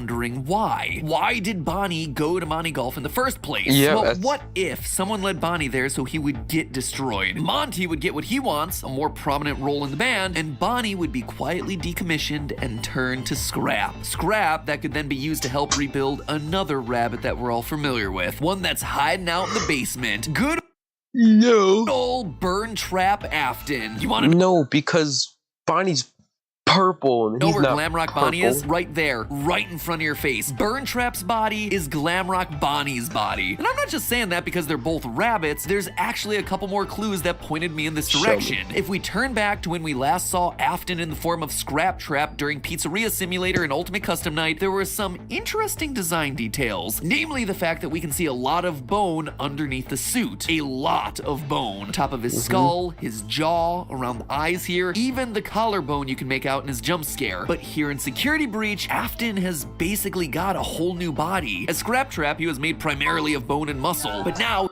he's finally talking about the design difference like I've been talking about for the past hour. He's almost entirely animatronic, with the exception of the weird fleshy tendons that entangle the endoskeleton, as well as the skull, which now appears to be melted into the rabbit face. But we see loads of endoskeletons throughout Security Breach. We even hear Vanessa saying that they could just put old casings onto new endos if they need to. Monty will run the shows until Parts and Service can slap your casing on a new endo. So why then am I so sure that Burntrap uses Bonnie's endo when they could have used any other endoskeleton? It all comes down to the hands. They make a big point in the trailers to reveal this mechanical hand with claws at the end of its fingers, and they put emphasis on it again during Afton's ending when his hand reaches outside the recharge station. On both occasions, the focus is on Afton's left hand, a hand that was completely missing from Scrap Trap in both FNAF 6 and Ultimate Custom Night. I mean, technically he was missing that entire left arm, but you get the point. So what does any of this have to do with Bonnie? That could be any endoskeleton arm, right? Wrong. Take a look at the Glamrock endoskeletons from this game. Their hands? Yep, they don't have claws. The only animatronic whose endoskeleton does have claws? Montgomery Gator. We actually get a really good look at his hands once we've decommissioned him. But hold on a minute, I was saying that Burntrap was made from Bonnie, so why am I so focused on Monty? Well, we have to go back to the messages that we get on our Faz Watch. Down in Parts and Services, we get this maintenance log. Quote, Montgomery's claw upgrades allow him to play the bass. Following performances, he mostly uses them to cause damage. Before I read this message, Monty having claws didn't really strike me as an odd design detail. I mean, the dude's an alligator. Kinda makes sense. But this message made me reevaluate that opinion. Claws are only for animatronics that play the bass. When we get the message about Bonnie being out of commission, we get this line, quote, with Bonnie out of commission, we are making Monty the new bass player. Parts and Service have already done the proper adjustments, end quote. They're installing the claws on Monty because he's becoming the bass player, which means that Bonnie before him must have also had claws. They need to be built into the endoskeleton because they have to pluck the heavier strings. Therefore, the claws on Afton's new body prove that they could have only come from a single source, Glamrock Bonnie. But Glamrock Bonnie isn't the only one conspicuously missing from the Security Breach lineup. Where is everyone's favorite yellow clickbait, Golden Freddy? At first, I didn't think too much about his absence. Last we saw old yellow Fredbear, he was twitching away at the end of Ultimate Custom Night, keeping the spirit of Afton trapped in an endless purgatory of torment. Meanwhile, you got Old Man Consequences over here asking Cassidy, you good, bro? And encouraging them to leave the demon to his demons. So, yep, that story seemed largely done. Cassidy, aka the one you should not have killed, aka the vengeful spirit, call the kid whatever you want, this was another playing piece off the lore table, the end of another character arc. So why would Cassidy appear in Security Breach? Doesn't seem necessary. But then, it was more Freddy Spaghetti time. Security Breach once again threw everything it had at the wall to see what stuck. And I do mean everything they had. Basically, everyone and everything in the series up to this point is represented somewhere in this game. FNAF 1 animatronics, FNAF 2 animatronics, tons of references to FNAF 4, a direct connection back to FNAF 6, there's Baby, there's the puppet, there's the fun times. If my theories up to this point have been correct too, you also get Crying Child, Michael, and Elizabeth, the Aftons all in one neat little package. And that's still not all. The arcade cabinets reference everything from the original novel trilogy to the Fazbear Fright stories. Heck, in this one game you get not only one, but two, count them, two versions of William Afton, Glitch Trap and Burn Trap. You have all the versions of pretty much all the important characters throughout the franchise. So in a title that seemingly references every other— You know what's crazy? He controls Burn burn trap, but he's also controlling like Vanny somehow. Another important corner of FNAF lore. Where's our so golden boy Freddy? Well, he's there. He's hiding in plain sight, right here, inside We the got Golden Princess Freddy. Quest arcade games. The princess is, quite literally, Golden Freddy. Or, to be entirely accurate, it's actually the spirit of Cassidy inside the arcade game. I know, But I'll it seems punch crazy, Cassidy. right? And while I could try to bury the lead here and string this whole thing out, I'm not. There's just too much to talk about. We know that this is Golden Freddy because it's coming straight out of the horse's mouth. I guess it's the sheep's mouth because it's Steel Wool Studios. Anyway, if you dive into the game files, there's a character sprite folder labeled Cassidy. Open it up and what do you find? The princess. Now, I gotta be honest, that alone didn't convince me. Sure, it is a huge deal, and obviously the golden color of the princess is a direct connection back to everyone's favorite yellow bear, but this is also a series that's used the name Jeremy in like, what, at least 4 separate places? Is that right? 4? He's a missing children's incident kid, he sliced his face off in FNAF VR with a paper cutter, he's a security guard from the FNAF 2 paychecks, and oh yeah, he's in the latest Fazbear Frights book. So yep, those are the 4 instances that I can just remember off the top of my head. So forgive me if I'm in need of a bit more proof here before I call this one confirmed. So I kept digging. First, it's worth noting that in a previous theory, I suspected that the princess was actually meant to be a stand-in for Vanessa. You see, Security Breach isn't the first time that we've actually seen the Princess Quest minigame. It originated as part of the mobile port for FNAF VR when they needed some way of telling Vanessa's story. Instead of finding 16 glitching cassette tapes like you did in the original FNAF VR, the mobile port has you playing Princess Quest 1, lighting 16 braziers to eventually find the lair of Glitch Trap. Interestingly though, digging through that game's files reveals that the princess character wasn't labeled as Cassidy. This is a new thing for Security Breach, which tells me that this was also an important story element for them. A story that, now that we have all 3 Princess Quest games to look at, suddenly takes on a different meaning. When you play Princess Quest 1, you're being hunted down by black glitchy rabbit creatures. These things are clearly working for Glitch Trap, but if that's the case, why would he be sending them to attack you? If the princess is truly meant to be a stand-in for Vanessa finding the tapes, wouldn't he want Vanessa to find them so she comes under his control? Rabbits attacking doesn't make sense. However, if we consider the Golden Princess to instead be Cassidy, back from the dead once more to try and stop William for good, then of course Billy Afton would do everything he can to stop the princess. I also think that each Princess Quest represents a different phase of Cassidy's experience quite nicely. In the first one, Cassidy is helpless, an innocent, helpless child lured to a back room and killed by a monster that looms in the shadows. But by Princess Quest 3, the princess is fighting back. And not just fighting back, but doing it in the same location that we walk through in FNAF VR. Notice the large central stage, the prize corner back behind us, and a rounded side stage to the left. Now, this is an important detail because as we see at the end of FNAF VR, we're playing in the location of the missing children's incident. Glitch Trap lures us to the back room only to shove our dead body into Freddy's suit while he dances around. This is Freddy Fazbear's Pizzeria, where the initial 5 kids, including Cassidy, first went missing. Cassidy's story truly comes full circle. Playing through Princess Quest 3 the first time, I also thought it was unusual to have a giant Chica face looming in the background watching us. Like, why? Seriously, why? You don't just do that for decoration. And then I remembered this line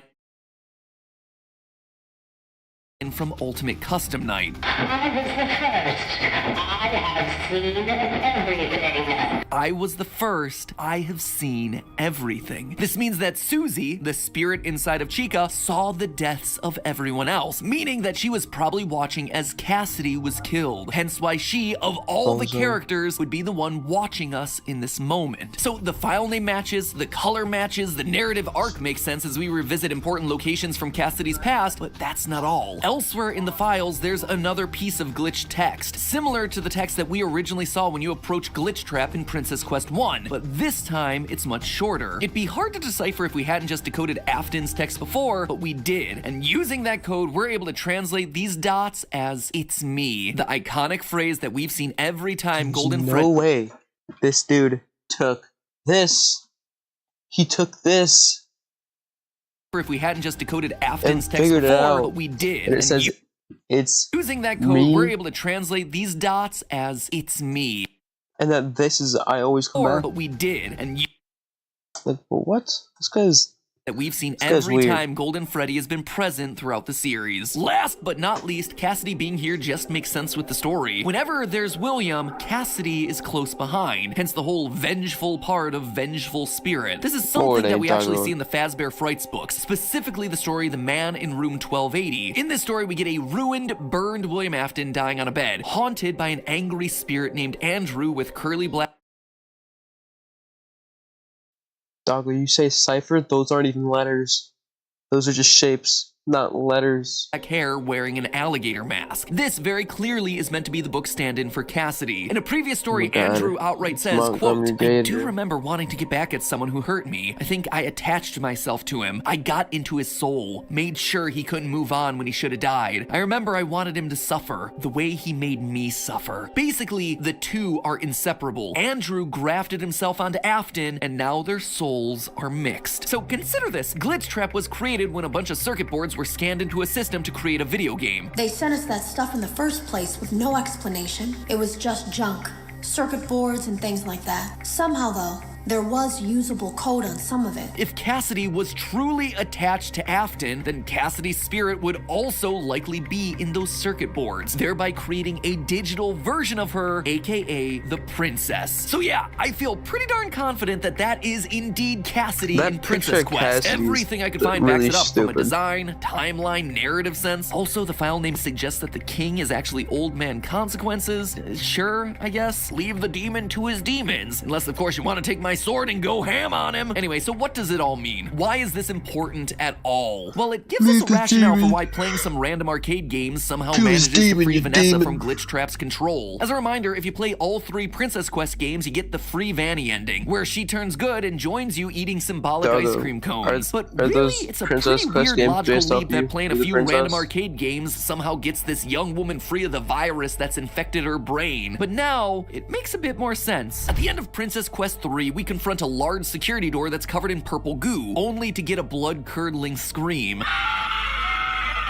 That goo tells us that it's Glitch Trap behind the door. It even has a glowing set of eyes on the left-hand side, which, if you squint, kinda looks like a rabbit head. This kind of goo wasn't present in the identical door within Help Wanted, implying that he is now in control. So when Cassidy unlocks the door and goes in, the digital scream that we hear from the other side is Glitch Trap dying, crying out as Cassidy delivers the killing blow and maybe, hopefully, finally, putting both of their souls to rest. Doggo, are you talking about, like, the Vanessa we're seeing? Security Breach to me has been the story about endings. Throughout all of my Security Breach theories thus far, we focused heavily on the idea of characters coming full circle, giving closure to them and ending their parts within the FNAF storyline. The crying child and the missing children got their closure back in FNAF 3's Happiest Day. Henry and the puppet got their closure in the FNAF 6 ending. If I'm right about my theories, then the rebuilt Afton kids get their closure on the hillside eating ice cream here in Security Breach. And now Cassidy. While all the other dead kids of the series have been able to move on, Cassidy has always remained, I can see what you were talking about when you were talking about Charlie, torturing him in purgatory for what he's done, so driven by anger and revenge that she couldn't let go. So this feels like a great ending to this chapter of the series. Finally, Cassidy gets to join the others and rest, putting aside their agony and putting an end to the Golden Freddy arc, and hopefully to Afton's arc as well. But there's still one more that's incomplete. One more series of secrets in this game that we haven't talked about yet. Tune in next FNAF episode as we wrap up our coverage for Security Breach by talking about the most controversial and frustrating part of it, the retro CDs, the mysterious Patient 46, and what all of that has to do with the theories that we've covered so far. So bite of 87 that subscribe button to ensure the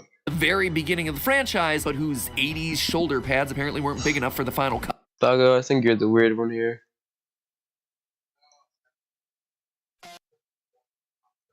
Oh, this is a GT Live. Electric crackle of carbonation. You're not GT Live.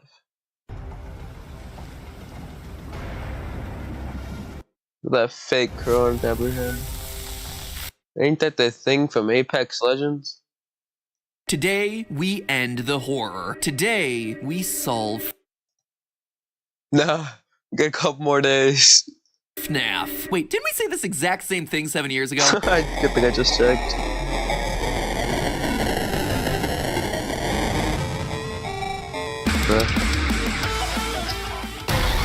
Oh no, I could right now.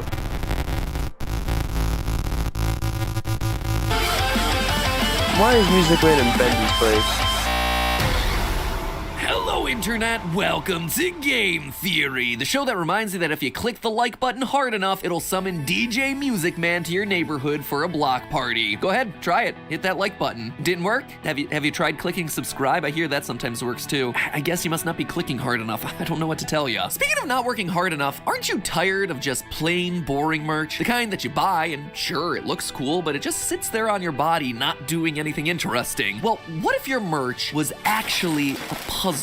Introducing the world's first Quest jacket. I know what you're thinking. A denim jacket isn't anything revolutionary and you'd covering the major mysteries of Security Breach. And you know what? I think I solved it. Or at least I think I've solved most of it. 7 years ago, I made this video, The Clue That Solves Five Nights at Freddy's, where we put together all the pieces to support Dream Theory, the concept that the first 4 games of the series were all a collection of nightmares happening inside the mind of a child. In that episode, there were lots of points of evidence, but ultimately the conclusion hinged on one key design detail, the alarm that brought each night to a close at 6:00 a.m. A grandfather clock for 3 games and a digital clock for number 4. 3 games in the crying child's house where we see a grandfather clock, the 4th in a hospital right before he dies, which ironically enough is the one whose gameplay is happening in a recreation of the house. Oh, there's a reason this series is so difficult to talk about. Anyway, the reason I bring that video up is because today's theory works largely in the same way. Over the past few FNAF episodes, I've been trying to make heads or tails of Security Breach, pulling at what to me felt like the strongest thread. Gregory as the crying child reborn in a robot body. Him reuniting with his brother Michael in the form of Glamrock Freddy and his sister Elizabeth in the form of Vanessa. And we've covered a lot of evidence trying to support that claim. The character's design, colors, the ice cream, the voice lines, robotic eyes, the ice cream, because the ice cream's green, it matches with her green eye color. Satisfying narrative arc that it provides the game's 3-star ending. I mean, it's a lot. There are 2 episodes that are jam-packed full of discussion around exactly this. But today, I think that may what it symbolize, but they're not.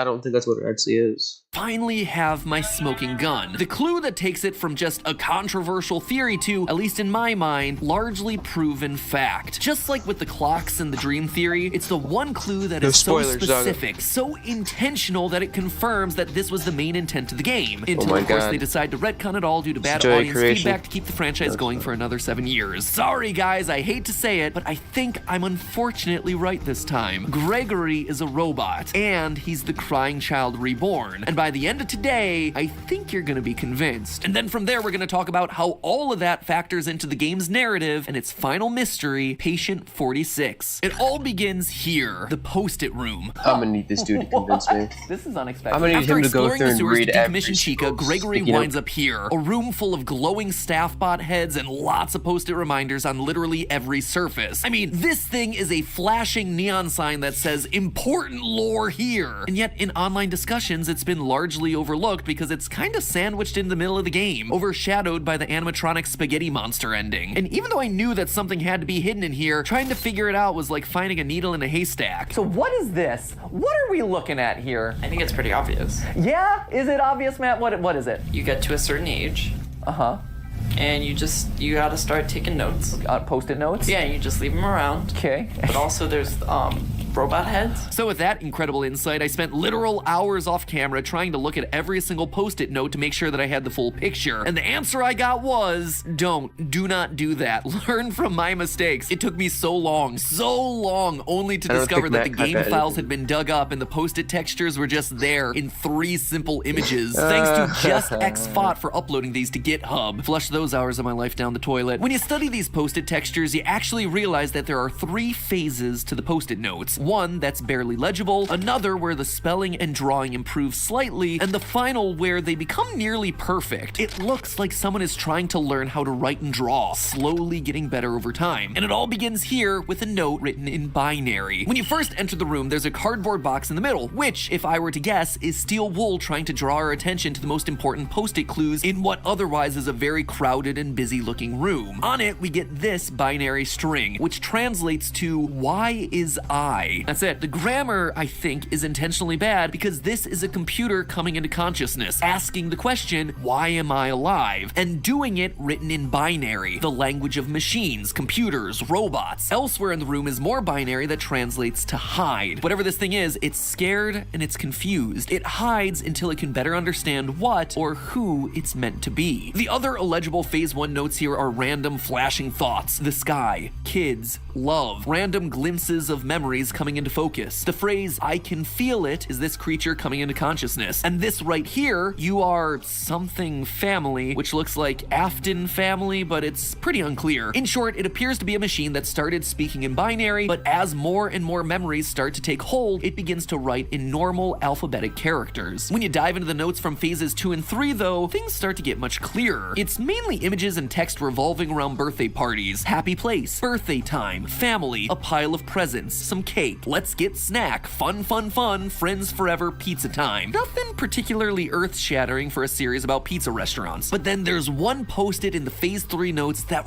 really stands out. The one clue that truly brings together the last 2 months of research. This thing is the linchpin. It's our smoking gun, my friends, and it all boils down to a present alongside 3 simple words, all for me. The party was all for me. Does that mean anything to you? Because it certainly does for me. You see, in the FNAF survival logbook, a seemingly innocuous workbook full of pizzeria-themed activities, you have 3 voices speaking through the pages. Michael Afton, writing his answers in red pen, the vengeful spirit Cassidy using lightly faded text, and the crying child, altering the physical text of the book. One conversation that happens between Cassidy and the crying child plays out like this. Cassidy says, the party was for you, and the crying child responds, it was for me. All for me. Suddenly, all the party imagery makes sense. The balloons, the cake, the kids. This is the bite victim, the crying child, coming into consciousness and remembering the birthday party that took his life. And using this context, suddenly everything in these notes takes on a whole new meaning. In the first phase of notes, we see a crudely drawn house with a set of arrows pointing towards what looks to be a strange set of doors. Maybe another building? Which admittedly doesn't make much sense unless this is the crying child, who, in FNAF 4, would walk down and to the right and then back up to go to Freddy's with his brother every single day. In the Phase 3 notes, we see this close-up of a bear, which would have been the last thing that the crying child saw before his head got chomped. Blue, yellow, green, and red, those are the flashing lights above the Fredbear stage as he gets bit. Or, you know, maybe it's the balloons on the nearby table for someone who can't tell the difference between blue and purple. Even things like hide and no hide relate to the crying child's behavior throughout FNAF 4. He hides under tables, and he is constantly made fun of for it throughout the game. We also see a lot of dialogue about running away, just like on the post-its. Digging deeper, we also start to see other patterns emerging. The number 7 shows up repeatedly as both a set of tally marks as well as a set of 6 faces with a smaller 7th one off to the side. This ties us directly back to FNAF VR, where we had a glitching purple gravestone for Afton in the middle of 7 normal gravestones. 5 missing children, Charlie the puppet, and the smaller face watching on, the crying child. As he says in other notes, all my friends. There's also repeated use of the number 3. 3 faces, 3 kids, words repeated 3 times like home, home, home, and fun, fun, fun, 3 slices of pizza, 3 presents, even just counting to the number 3. So what would that mean? Well, think about it. We've seen a lot of references to a house and family throughout these post-its. Seems to me like it's a reference to the 3 Afton kids, Michael, Elizabeth, and the crying child himself. And the thing that brings all of it together isn't a post-it note, but instead the table higher up in the room where we see the staff bots arranged like a family at dinner. A mother and a father alongside their 3 kids. 1 red-headed pigtailed girl, 1 boy, and a kid with his head bit off. And just to hammer it all home, in the middle of the table, the collectible is a poster for Fredbear's Family Diner. The place of the bite. The place where all of this began. It looks like the robot finally figured out who he was, and he started to recreate his family. The robot is the crying child, which by proxy then has to be Gregory. And if you need further proof of humanoid robots in the game, Illy Becky on Reddit caught this detail from Sister Location. Humanoid heads, ones that look very similar to Gregory's face. Oh, and a last thing, much to everyone's excitement, there's actually a new book series coming out later this year. A new season of Fazbear Frights called Tales from the Pizzaplex, obviously referencing the location in Security Breach. The cover of the first book in the new series? Robot Kid. There it is. Which leads us then to the last puzzle of Security Breach, the retro CDs. For those of you who don't know, there are 16 CDs around the map that you can only find once you've upgraded Freddy's eyes. From there, you take the CDs to a hidden room designed to look exactly like Mike's room from Sister Location. These CDs seem to be recordings of the therapy sessions for two patients. Patient 71, who we mentioned last time is clearly Vanessa, and patient 46, who we never get to hear speak. And over the course of the various sessions, 46 and 71 are set up to be direct opposites of each other. Vanessa likes flowers, patient 46 does not.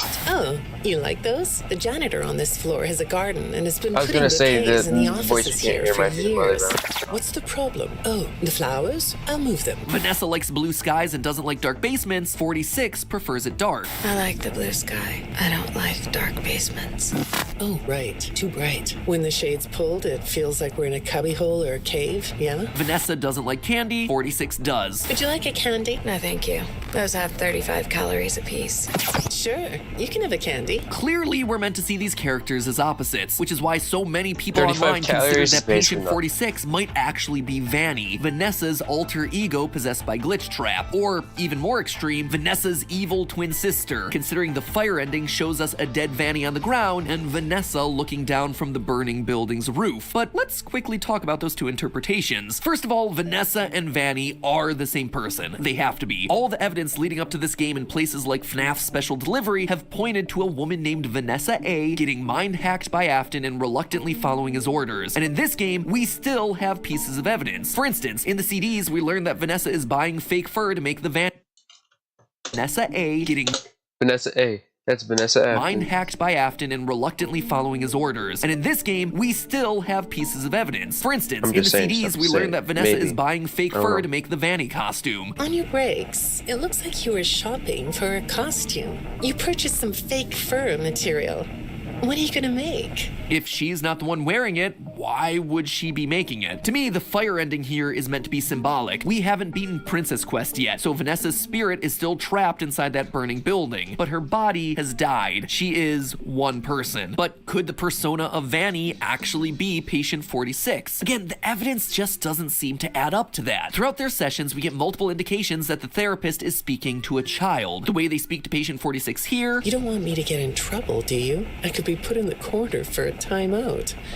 Yeah, you think that's funny, huh? And again here... Tragedy always leads to a feeling of loss. It's a hole that feels funny. What if recording high-quality content, editing like a pro, and streaming like a star was as simple? Right? The way they explain simple words. And I'm surprised by your knowledge of computers. You're something of a I don't even know what to do. Do you know what that word means? It means you have unusual skill, like a hacker. The way they point out that 46 doesn't fit into the chair. That chair doesn't really fit you, does it? They even mention the fact that they specifically work with children. You know, I work with people of all ages, from little kids to the very elderly. I understand that therapists would want to treat alters as they see themselves, but this just doesn't seem to fit. At no point do we get an indication that Vanny sees herself as a child. But now let's go back to what we assume we know about 46. They're a kid, they like the dark, they like candy, they're really good with computers. In fact, they're a bit robotic themselves, answering questions in cold, detached ways. When I read your account of what happened, it came across as, well, more of an objective rather than a subjective narrative. Oh, sorry. You don't know what that means, do you? Here again, we get another example of the therapist having to explain a relatively simple word. Now, look at our post-it room. It's a dark cave underground, outright labeled as "This is my home." On the central cardboard box is a drawing of candy. And a robot would be emotionally detached and would also be great at hacking. Heck, the therapist does tell patient 46 to write down their feelings. I suggested you write down exactly what made you so sad and scared. And if this room isn't an example of that, I don't know what is. Taking it one step further, if I'm right in saying that Gregory is indeed the robot that came into consciousness here, that's why he doesn't fit into the chair. He's a kid. That's also the reason Steel Wool couldn't let us hear 46's voice throughout these therapist tapes. It would give away the game. It would immediately take away the mystery of who 46 is since we hear Gregory talk so much. But why would Gregory, a robot kid hiding out in the Pizzaplex, actively be seeking out therapy? He's not in a school of any kind and he's not employed, so it wouldn't be mandated. What is going on here? Well, over the course course of the 16 CDs, we listen as both patient 46 and Vanessa visit a total of 5 therapists, all of whom are implied to have been mangled to death by machinery. But the deaths here aren't arbitrary. If you track the tapes, each therapist ends up getting killed off immediately after they start asking Vanessa about encrypted messages that she's been receiving from a mysterious figure. Your performance reviews are good, but a routine check of your online history has revealed that you spent quite a bit of time with someone in an encrypted conversation. We have transcripts, and I've read them. Dead the next session. The messages you're getting seem very manipulative in nature. You know who I'm talking about. Why won't you open up about it? These files are full of details about your life. Again, dead the next session. When the encrypted messages get brought up to 46, same thing. When I saw some of your recent encrypted conversation logs, at first, I thought I was looking at more examples of you just talking with yourself. Then I realized it was different. When I study this, it sounds like there is someone else responding to you. A third therapist bites the dust. The therapists cover all sorts of topics: bad childhoods, work history. One therapist even confronts patient 46 with all the other dead therapists. Nothing, no response. It's only once the encrypted messages come up that they're suddenly marked for death. We also know that it's 46 doing the killing here. The dead therapists are a complete surprise to Vanessa. Hi, go ahead, sit down. I don't know you. What happened to... Oh, we'll get to know each other in no time. But to 46, just business as usual. Why did you lie? Why don't we come back to this another day?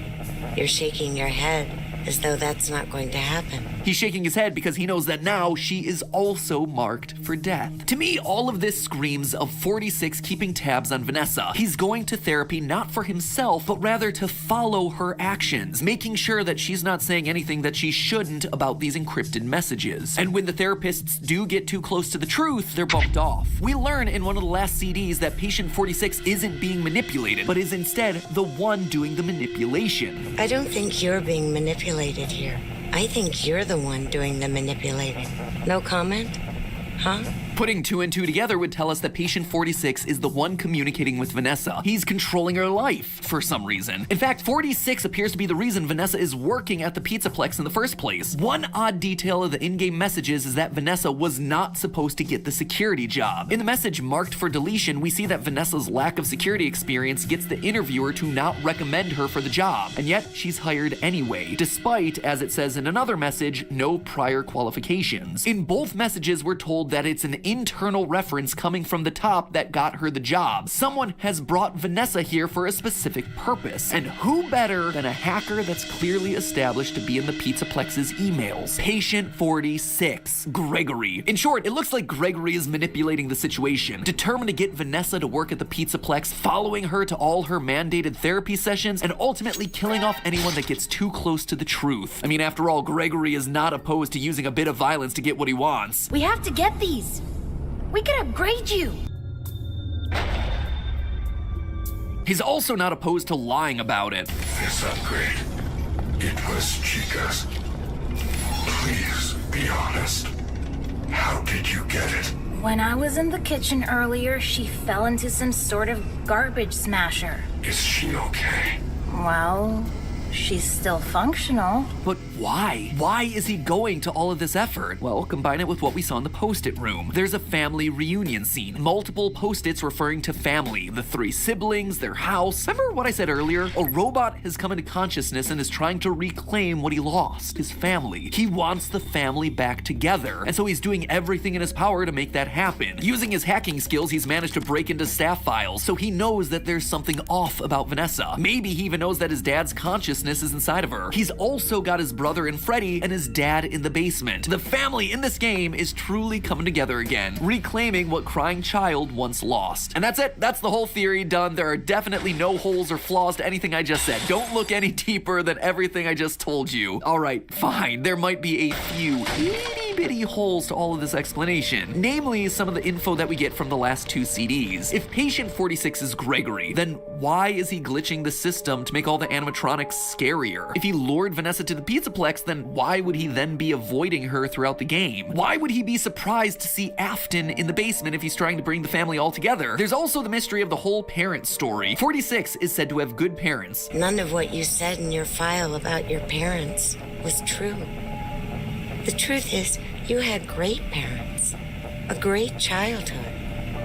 Why did you lie? But how would records of good parenting exist for a robot who presumably had no parents? Or the crying child whose records presumably would say that he was dead? Or even if you don't believe those theories, if 46 is Gregory and Gregory's just a homeless kid, that doesn't sound like he would have had a great childhood or any sort of home life. But the kicker, the one to me that makes this really difficult to explain, is this email that I had long forgotten about from FNAF AR. Strap in for this one, friends. Hey Ness, I hope things are good. I saw you ordered 3 lifelike human male rubber masks, and I was dying to ask what they're for. Sounds to me like a robot kid is confirmed, but it also sounds to me like Vanessa built it or gave rise to this robot kid. If so, then I ask again, why would Gregory be avoiding her throughout the game? I mean, the best I could come up with is that somehow Gregory escaped and is now convinced that Vanessa is trying to shut him down because of his rogue programming. I mean, it's not a bad idea, but then why would he be luring her to the Pizzaplex? It's like one half of each explanation works, but then when you try to connect it back with like the other half of the theory, they end up contradicting each other, which is really frustrating. There are 2 other options. First, the robot kid from the post-it room is entirely brand new, or the second option is it's someone that we never see in the game, Baby. Now, the first option of a brand new character, yeah, it's cool, I guess. I can't really speculate about that. It could literally go anywhere and solve everything. As for option 2, Baby, just like with Gregory, there are certain things that fit and other things that just don't. Baby, like Gregory, could want to put the family back together. Baby has always wanted to make Daddy proud, so she'd be quite happy to kill off therapists that got too close to the truth, just like we see with 46. And she would willingly spread the Afton virus to make the animatronics scary in order to bring Daddy back. If she's using illusion discs, or if she acts like she does in the books, then it's possible that she'd be able to take the form of a child and make up a backstory. She's also a character that canonically loves disguises, just like Patient 46. It reminds you of a mask? Like a disguise? Yeah, I can see that. You like the idea of being disguised? Disguises let you be sort of invisible, don't they? There's also a line about the therapist being able to see Patient 46's eyes. That's better. On this side of the desk, I can see your eyes. And we know that Baby's eye color has always been an important detail in the past. But as with Gregory, there are still a number of holes with this line of thinking. Baby/Elizabeth likes flowers. Patient 46 doesn't. We also know Baby hates being in the basement of Sister Location. So then why, as Patient 46, would she prefer to live in a cave rather than blue sky? In short, as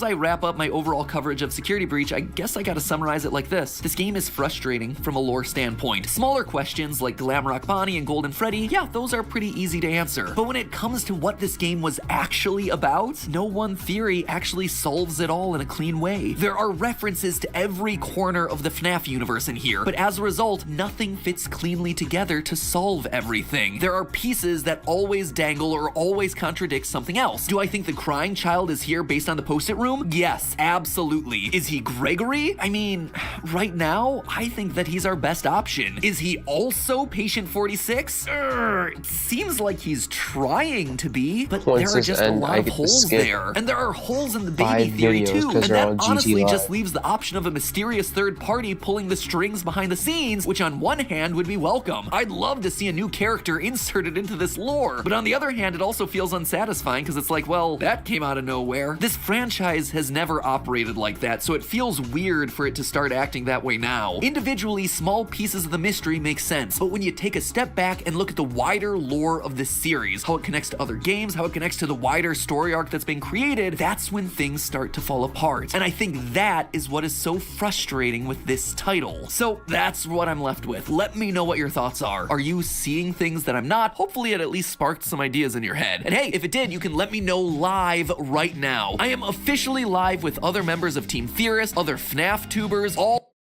signed Quest Jacket. There's a... And while you're down there, just... Hey Dawko, is Gregory a robot? And is Gregory the crying child? And is Gregory Patient 46? Comments. You have 30 seconds. What do I even say? I'd like to read my prepared statement for this moment.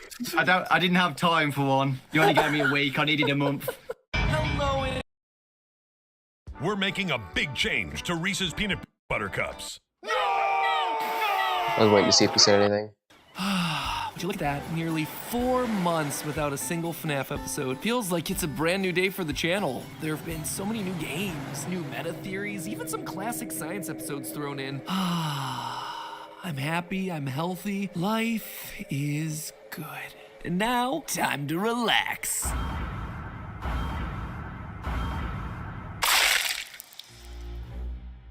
Hello, Internet! Welcome to Game Theory, the show where old habits and old animatronics die hard. Today we're talking about the 12th and final installment of the Fazbear Frights book series, Felix the Shark. That's right, friends, the final book. Now you know MatPat purposely made the shark a robot because of MatPat. Until the next 3 come out later this year. Anyway, let's not think about that and instead focus on Felix. Now, this final book is special. Just like all the others, it too is a collection of 3 short, spooky stories vaguely connected to the wider FNAF lore. But where this one is different is that it's meant to be a collection of cut stories. As the official description reads, quote, stories that didn't make the cut for the first 11 books. Which, okay, they didn't appear in numbers 1 through 11, but still, they wound up getting published anyway as the 12th one. Is that such a big deal? In fact, because they're last, they're probably in the most important position of any of the stories. And while you might assume that they were cut because they were weaker or lesser than the 33 other Fazbear Frights that were produced, it's not really true. I know what that you cut character's the from. story about an animatronic shark, but you kept the one where a boy turns into a traffic sign. You cut girls dead body shoved into animatronic suit mystery, but kept tiny guppy bodies. You cut a security guard named Mike going around collecting haunted FNAF memorabilia, and yet kept Fazgoo. The truth is, we don't really know why these were cut. It could have been a quality thing, it could have been that they confused the lore, or maybe, just maybe, it could have been that they were intentionally designed to set up secret puzzles that we were meant to solve, and those puzzles never got fully realized. Spoiler alert, I think it might have been that last one. I believe that Scott was planning to use this final book as a launching point, the start of a real-world treasure hunt that would have required using the books, the games, even stuff like the coloring book in order to crack. I suspect that this was a riddle so far-reaching and so complex, it would have required the cooperation of FNAF theorists from across the globe. Today, I'm gonna explain the clues that led me to this conclusion, but more importantly, I'm gonna ask you for your help. You see, while I'm reasonably confident this thing was never finished, I'm not sure.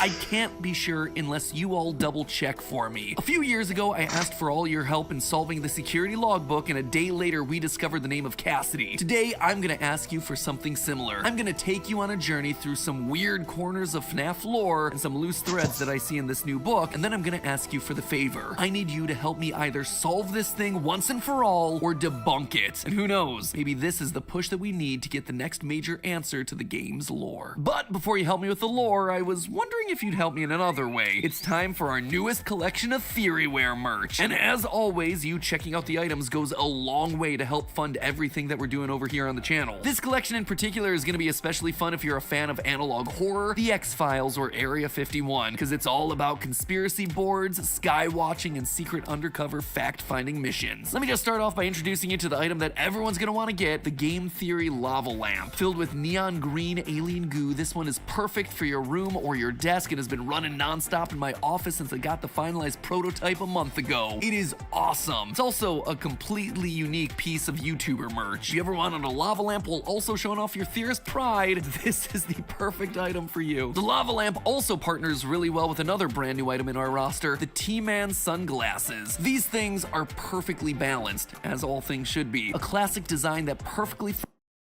now back. Where to, sailors? Crunchberry Forest! Crunch-tastic choice!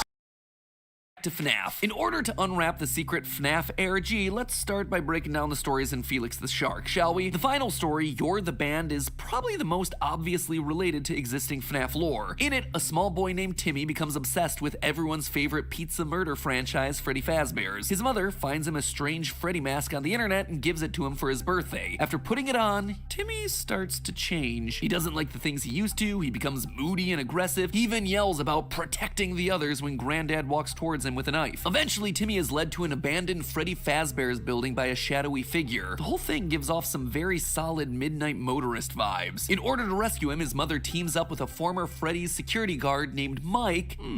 Turns out the Freddy mask was possessed by one of the children from the original Fazbear murders. When Timmy put on the mask, the spirit transferred into his body, which allowed it to control him. When Mike and Timmy's mom arrive at the restaurant, Timmy is on stage in Freddy's position, performing alongside Bonnie and Chica. After getting attacked by the puppet, Mike manages to get the Freddy mask back onto Timmy, which captures the spirit. He then puts the mask back onto the original Freddy head, getting the spirit back to where it belongs. Now, I gotta admit, I got really excited when I read the story. We've suspected for a while that FNAF 1 security guard Mike Schmidt was really Michael Afton going from location to location to undo the evils of his father, William. That's why we play as Mike through pretty much every installment of the series up through Ultimate Custom Night. It's why Mike's name appears in Sister Location, why Fazbear Frights burns down in FNAF 3, and why the security guard in FNAF 2 is fired for tampering with animatronics and odor, just like Mike was in FNAF 1. Up until now, that theory's never been confirmed, but this story seems to be strong evidence for exactly that idea. A security guard named Mike going around collecting the old artifacts from Freddy locations in order to help free the spirits of those trapped within. So that was already pretty cool and totally made reading this book worthwhile. Anytime we can get more evidence to support a theory within the franchise, absolutely worth it. But while You're the Band was explicitly lore heavy, the other two stories were equally fascinating, but for different reasons. There were details that felt odd or out of place, and comments from characters that seemed oddly specific in a way that just triggered my lore hunting senses. In the title story, Felix the Shark, we follow a young man named Dirk who's reminiscing with his friends about their shared experiences with Freddy Fazbear's. However, Dirk's memory is slightly different to everyone else's. He's convinced that there was an extra animatronic, a shark named Felix. When his friends make fun of him, Dirk sets off on a cross-country... how in this episode,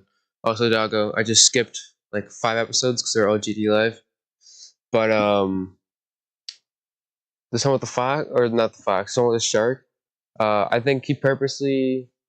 I think Matt Pat purposely made it a shark, or not Matt Pat. Scott purposely made it a shark. Restaurants, but Dirk eventually does learn the truth. It turns out Felix was made by the owner of one very specific Freddy Fazbear's after his son tragically drowned. Why would that lead him to a shark animatronic? Because it was a shark that actually pushed the body back to shore. Couldn't make this stuff up if I tried. Eventually, Dirk does manage to locate Felix. The whole FNAF pizzeria is hidden inside an abandoned water park. But the weird part isn't the where, but rather the how of finding Felix. You see, Dirk is only able to find the pizzeria using a series of clues that are found in a random novel written by the creator's daughter. In universe, Felix's creator also had a daughter who grew up to become a popular author, and in one of her books, The Dogged Dogmatist, she hides a series of clues in plain sight within the book's dialogue. These clues ultimately prove meaningless to the characters in the book because they weren't meant for the characters. They were instead meant for the readers, to give them information they needed to find Felix. It is very weird. Anyway, Dirk figures all of this out and confronts the author. She gives him her butterfly necklace, and he uses all of this Indiana Jones style to unlock a secret key hidden in the bottom of an empty pool at the water park. The key unlocks the path to the secret Freddy's where Dirk finally finds Felix. And then Dirk dies by climbing into the tank with Felix because these characters always have to die in the stories. It's dumb, but you know, so be it. Anyway, you see what's so weird about all this, right? Out of nowhere, this story is talking about clues to a real-world location hidden inside of another book. Clues that are meaningless to the characters, but meaningful to the readers. Not only did this stand out to me as a suspiciously meta moment, but it also got me to immediately think about the previous Fazbear Frights installment, Prankster. You see, in preparation for the release of Felix the Shark, I wanted to refresh myself on all the previous stories. There are 33 of these things after all, it's a lot to keep track of. So I turned to another book, the recently released Ultimate Guidebook, which, if you don't know, has summaries of literally everything that's ever happened in the Freddy Fazbear universe, from the games to the books to the fan theories. Basically, if you're trying to catch up with the series quickly, it's definitely worth a read. And since this is the third and final addition to the book, one written by Scott Cawthon, you know that whatever is deemed most relevant for the lore is going to be called out within its pages. Anyway, each Fazbear Fright story has its own little summary page providing a general plot overview as well as a list of connections between the story and the games. Not everything here is useful, but it definitely gets you into the mindset of the authors, and it helps you see some of the connections that the stories were trying to make. Again, if it doesn't make the cut to appear in this book, you're likely barking down the wrong path. Likewise, if something is called out with just when I thought I was out, they pulled me back in. Who I got here? Oh!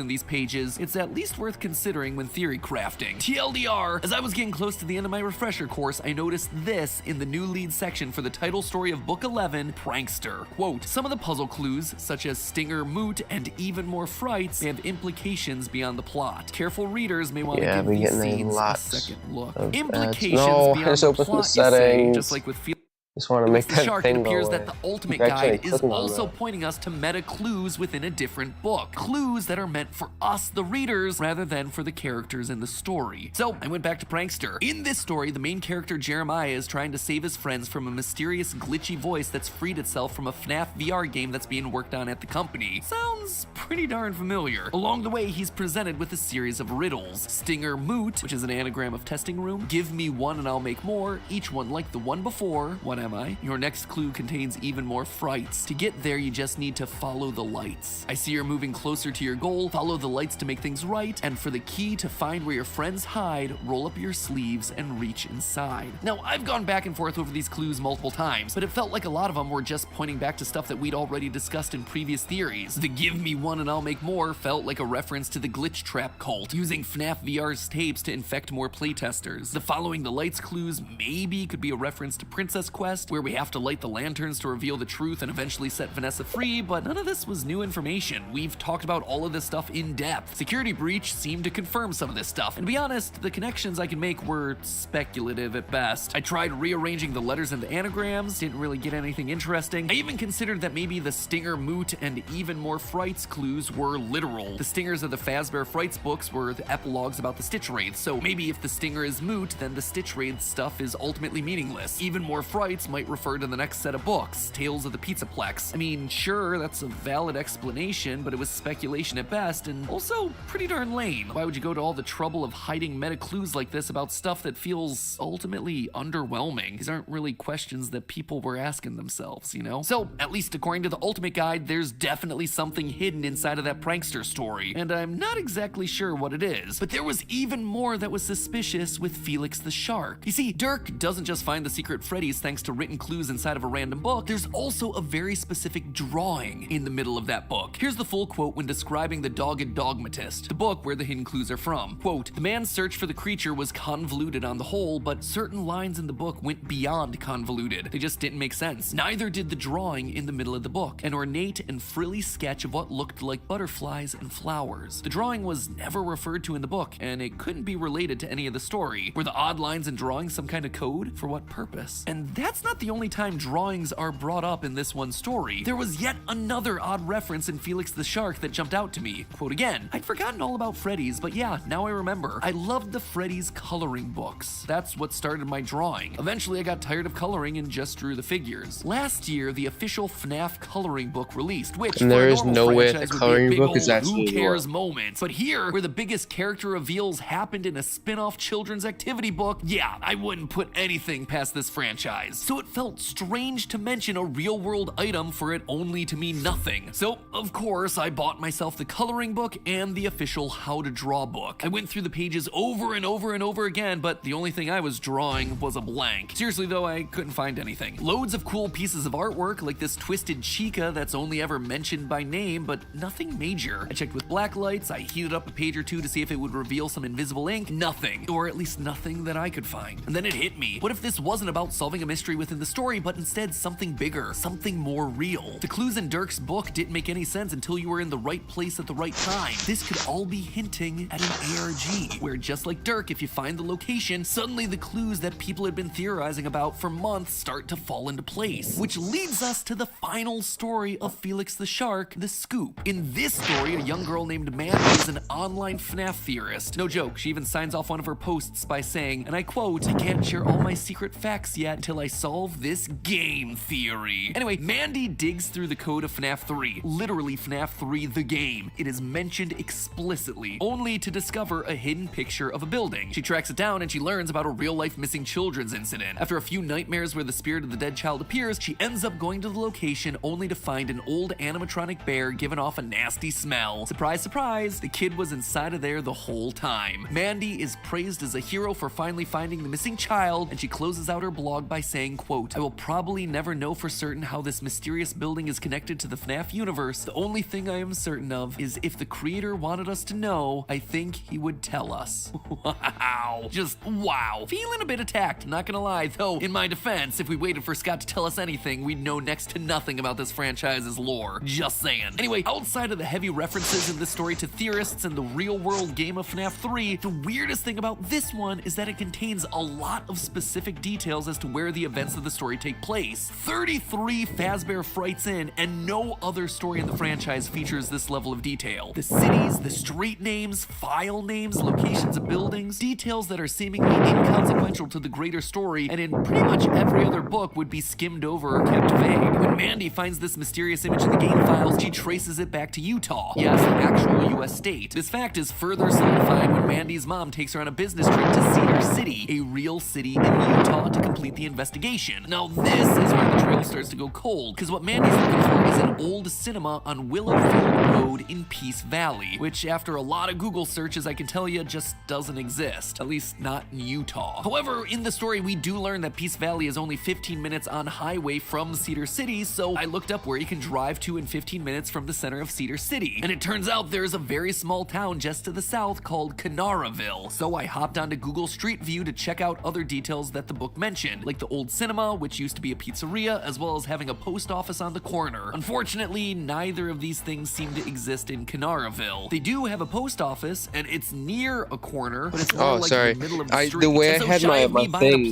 dog, I'm sorry. The way I had my mic was I was like sitting, but my mic was like sitting directly under my nose. I was pretty normal. It's sitting directly under my nose. I wondered if Scott had maybe retroactively put a file into the game that maybe everyone's sitting in a missed, weird so I went over to Steam and looked at and the update microphone logs, is but the not game hasn't far been updated from since like April of my 2015, mouth, so it's and I hard very to much keep doubt it. that Scott's been playing a 7-year-long con, especially since Into the Pit, Oh the my first God. Fazbear Frights book, didn't hit store shelves until December of 2019. But Mandy wasn't just playing FNAF 3, it's explicitly mentioned that I she's didn't playing know, the it's not FNAF that. 3 mobile My mic port, was just so too I took a close look to at my those update I didn't even logs. notice Same the way I was, situation. like, The game hasn't been laying, updated since had it, like- February of 2020. Now, we don't know The when way- this not story laying, got but cut the way I with was 2 years sitting of had Fazbear my Frights run, so it could have microphone been in sitting existence then, but super I'll be close to honest, me. I do not have the elite hacker skills to bust open a mobile game to look for the files. And so, just like that, I was out of options, out of clues, out of ideas. Gotta be honest, I feel kinda defeated on this one. Weeks of looking through these books trying to find something that just wasn't clicking, and yet I couldn't shake it. The whole thing gave me some big Gravity Falls ARG vibes. For those of you who don't know, one of my favorite TV shows of all time, Gravity Falls, did this massive globe-spanning ARG. So I want to quickly say how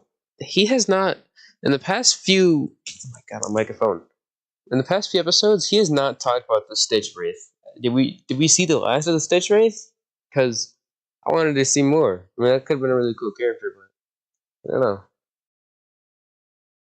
Back in 2016. It was a series that was all about hidden mysteries, ciphers, secret codes, complete with a book, much like the survival logbook that you could buy that contained puzzles and secrets for the fan community to solve. And this ARG, launched after the conclusion of the show, tasked fans of the series from all corners of the map to work together in a quest that would eventually lead them to a statue of the show's villain, Bill Cipher, hidden out in the middle of the woods. Maybe FNAF was seeding out clues for something similar. Or maybe there were plans to do a similar sort of treasure hunt, but the plans got scrapped along the way. I can't be sure, but there were just too many weird details here that didn't seem to be mere coincidences. Regardless, I'd been bested, but that didn't mean I was done. The last time I felt like this was when the survival logbook released, but instead of giving up, I threw the clues that I'd noticed out to you guys, the theorist community, to help me solve it, and you came through. We found Cassidy's name, a name that has since been confirmed by Scott himself. So here I am again at the end of my tether, asking you for help once more. It seems like something's here, but if it is, I can't figure it out on my own. Maybe you're a theorist from Utah and you know the locations I'm talking about. Maybe you do know how to break open the files of a mobile game. Maybe you're as obsessed with this franchise as I am, and you too have the coloring book, and you notice something on those pages that I don't. We haven't let FNAF beat us yet, and we're sure as heck not gonna let it happen today. If you think you've gotten yourself some answers, or maybe just another lead, head on over to the Game Theorist subreddit to post your findings. I'm gonna be keeping a very close eye on this one, cause like you, I wanna see this franchise solved. Link is down in the description below to check out the Game Theorist subreddit. And speaking of what's below the video, one final reminder about the new Theoryware, which is available now. It's one of the biggest launches that we've done in terms of sheer number of items available, and I'm super excited.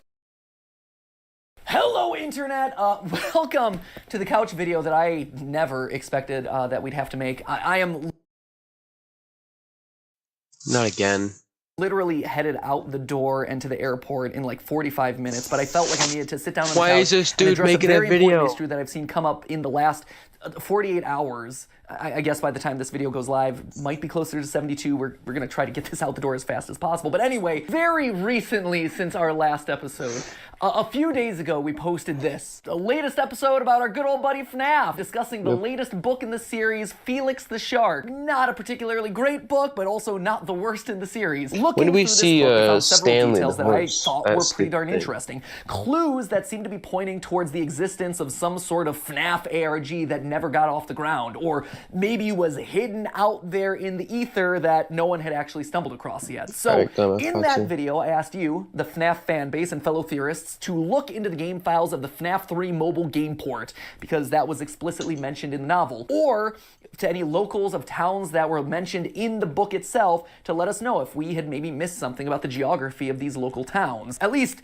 that was my intention in making this video. I mean, ARGs happen all the time, and we've covered them before in episodes like the Inscription series or Wilbur Soot's ARG, so why would this one be any different? Over the years, you, as the community, have dug up all kinds of clues for us, and so I was hoping, hey, our collective hive mind would be able to do it again. I figured that people who knew the history of the franchise and this channel would act in a safe and responsible way when it came to looking into something like this. And admittedly, millions of you did. There are millions of views on that video, and the vast majority of you either just watched it and kind of let it circulate through your YouTube feed, or, you know, you maybe dug through a couple of game files, whatever. Unfortunately, a few 100 of you, it's hard to gauge the actual numbers of this thing, but whatever the number, it was too many. Some people actually called the actual places of businesses in the towns that were referenced in the book. According to our subreddit, one place of business actually received enough annoying phone calls that they actually had to shut off their phones. See this? This is me internally screaming right now. Just to be absolutely crystal clear, beyond a reasonable doubt, stop. Please stop. I don't know if you can tell, but I was not expecting this. And honestly, this issue caught all of us off guard. I never wanted or intended anyone to bother real people, and it's never, ever acceptable to harass an individual or a place of business. Period, end of story. And here's the thing. I don't think most of you were intending this, even if you were calling these places up. But consider this. You are a single person researching an online mystery, but if, say, 100 other people researching that same online mystery all call the same phone number asking the exact same question, yeah, that's gonna get bad in a hurry. So this is me formally saying to those business owners, those members of the community, individuals who may have felt harassed or burdened by this, I am sorry. I am so sorry. It was never my intention to cause issues for people or businesses. And again, to the loyal theorists watching this video, stop. Cannot make that clear enough. I appreciate your enthusiasm, but this is not the way to do things. It is never acceptable to call someone or their place of business to look for lore in a video game. And never, ever post addresses or phone numbers, even for publicly listed businesses. It's just not appropriate. And as someone who's had to endure that level of harassment in the past, it is not something that I would ever wish on anyone. It's totally inappropriate for anyone, but especially this community, the game theorist community, which I consider to be smart and respectful. So even if you mean well, just stop. I appreciate it, but now is the time to call this one off. So now that we've gotten the most important message out there into the universe, I want to lay a few solutions for the future, because just addressing the issue here doesn't really get down to the root of the problem or how we can prevent this moving forward. Because here's the thing, again. I love ARGs. You clearly love ARGs. They are some of the most fun content that we get to cover on these channels. I mean, even we got 7 Food Spices Theory back. got itself a freaking ARG with Omega Mart. And we are going to keep Omega covering Mart them like did we've get done series. many times in the past Not with series, Inscription another and Fortnite. This whole time, I keep asking myself, what happened here? If we had done an episode on the Gravity Falls ARG back when that was still going on, How's which everyone doing in I chat? even call out in the video in question, would things have been different? Because that Gravity Falls ARG also required people to share clues online and act as a global community. It required them to go to real-world locations to find real-world treasure. And let's be honest, if anything, ARGs are becoming more mainstream, because everything from classic science fiction to sitcom seems like it has an ARG coming out. We, as a set of channels whose whole shtick is to talk about mysteries in video games, TV, and movies, need to be able to discuss these sorts of things happening in the media around us. That's when the solution hit me. There's no protocol in place. We've never been taught officially the rules and etiquette of doing an ARG, a puzzle that crosses from the online world into the real world. And this FNAF ARG just wound up being the first one that a lot of you were exposed to. And hopefully, maybe you just weren't aware of the etiquette of solving these sorts of puzzles. Etiquette that is built in with the express purpose of avoiding these sorts of problems that happen when the internet and the real world collide. There are great ways to make ARGs, but there are equally great ways to solving ARGs. So, how do we move forward in a safe way? Education, talking openly about this, and just coming up with a written list of stuff that we all just have an inherent understanding that we follow. I honestly think that the vast majority of people out there who are calling up places of business or looking for clues in real life were doing so earnestly. They had no ill intent. They were just not realizing that this was out of bounds to call a place of business to ask them about a video game. It was wrong, but that's a far cry from malicious. They didn't know the rules of these sorts of games, so I want to make it very clear that if and when we reference ARGs on the channel, that there is going to be a clear set of guidelines that every single person should be aware of and follow. I'll actually reference this video many times if we ever do something like this in the future. We've never had this sort of issue come up in the past, but now that it's here, it's time that we move forward as responsible human beings. We set expectations for ourselves, our community, and hopefully for the wider internet. And I'm doing this right here on the channel instead of posting this as a bulleted list on Reddit or on Twitter, mostly because I want to make sure that all of you who saw that original video have the best shot possible of seeing this video as well. To make it very clear that our first priority as an online community, as theorists and as puzzle solvers, is to act safely and responsibly. And if you think that we've missed anything here, like I said, we kind of rushed through this, everyone on the team kind of brainstormed this very quickly, but please put it down in the comments. We'll add it to the official list. First, and absolutely most importantly, never, ever publish someone's private information online, even if you think there's the slightest, remotest possibility that it could be associated with an ARG. That is called doxing, and it is probably the biggest internet-wide no-no, period. End of story. Spoiler alert, there are going to be no clues in there. Rule 2, and associated with that last point, stick to publicly available information. No hacking or uncovering something that involves accessing private information about a person or business. I know, it's exciting. ARGs feel like this big, exciting mystery, and it's like, I'm living out my hacker fantasies. But remember, they are games that are meant to be played with the public, so keep them in the public sphere. Rule number 3. Some ARGs, including very famous ones like the Gravity Falls ARG, will require you to go to real-world locations, or some representative of your puzzle-solving team to go to a real-world location. These will almost always, in fact, they should always be public spaces, and places that do not require you to interact with a person, go onto any private property, or otherwise disturb someone else's life. Be safe in these situations regardless of any evidence that you might see. Never go to a place that you wouldn't feel comfortable going to in everyday life. Never enter private property, and yes, that abandoned warehouse or old pizzeria or whatever is private property. It is not acceptable for you to go there. Or, you know, another shorthand for this is if you've ever been to an escape room, they say the same thing. The clues are going to be obvious. They're going to be in front of you. Do not break stuff to try and find a hidden clue. There is no hidden clue, and all you would have done is broken stuff. Rule number 4, things like business addresses and phone numbers are indeed listed online publicly, and so talking about them is technically not doxing, important distinction to make, but it's not okay to call those private businesses about anything other than doing business with them. If you're calling Domino's, make sure you're calling Domino's for some delicious pizza and not asking them whether they belong to the Freddy Fazbear's Pizzeria universe. If you're doing it, assume that a Domino's. Can I get a Freddy Fazbear pizza? Of other people is doing it. And while one phone call might not constitute harassment, a couple hundred phone calls does, whether that's intentional or not. And finally, rule number 5, which is kind of a corollary of rule number 4, find one central place to solve ARGs so people aren't trying to repeatedly do the same stuff. Find your like-minded group of puzzle solvers and theorists. Unite together. Reddit,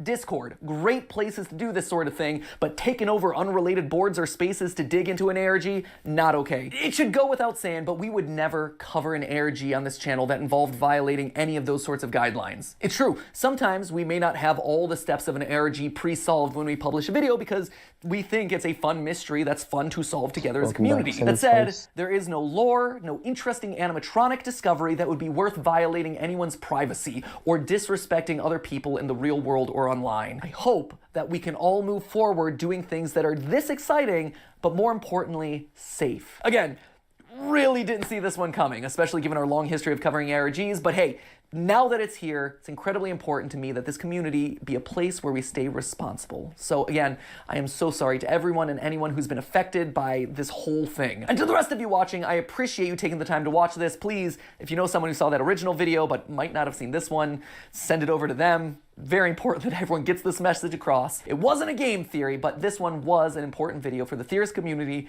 and to all other aspiring puzzle solvers out there. So thank you for watching, stay safe, and as always, stay curious. Okay.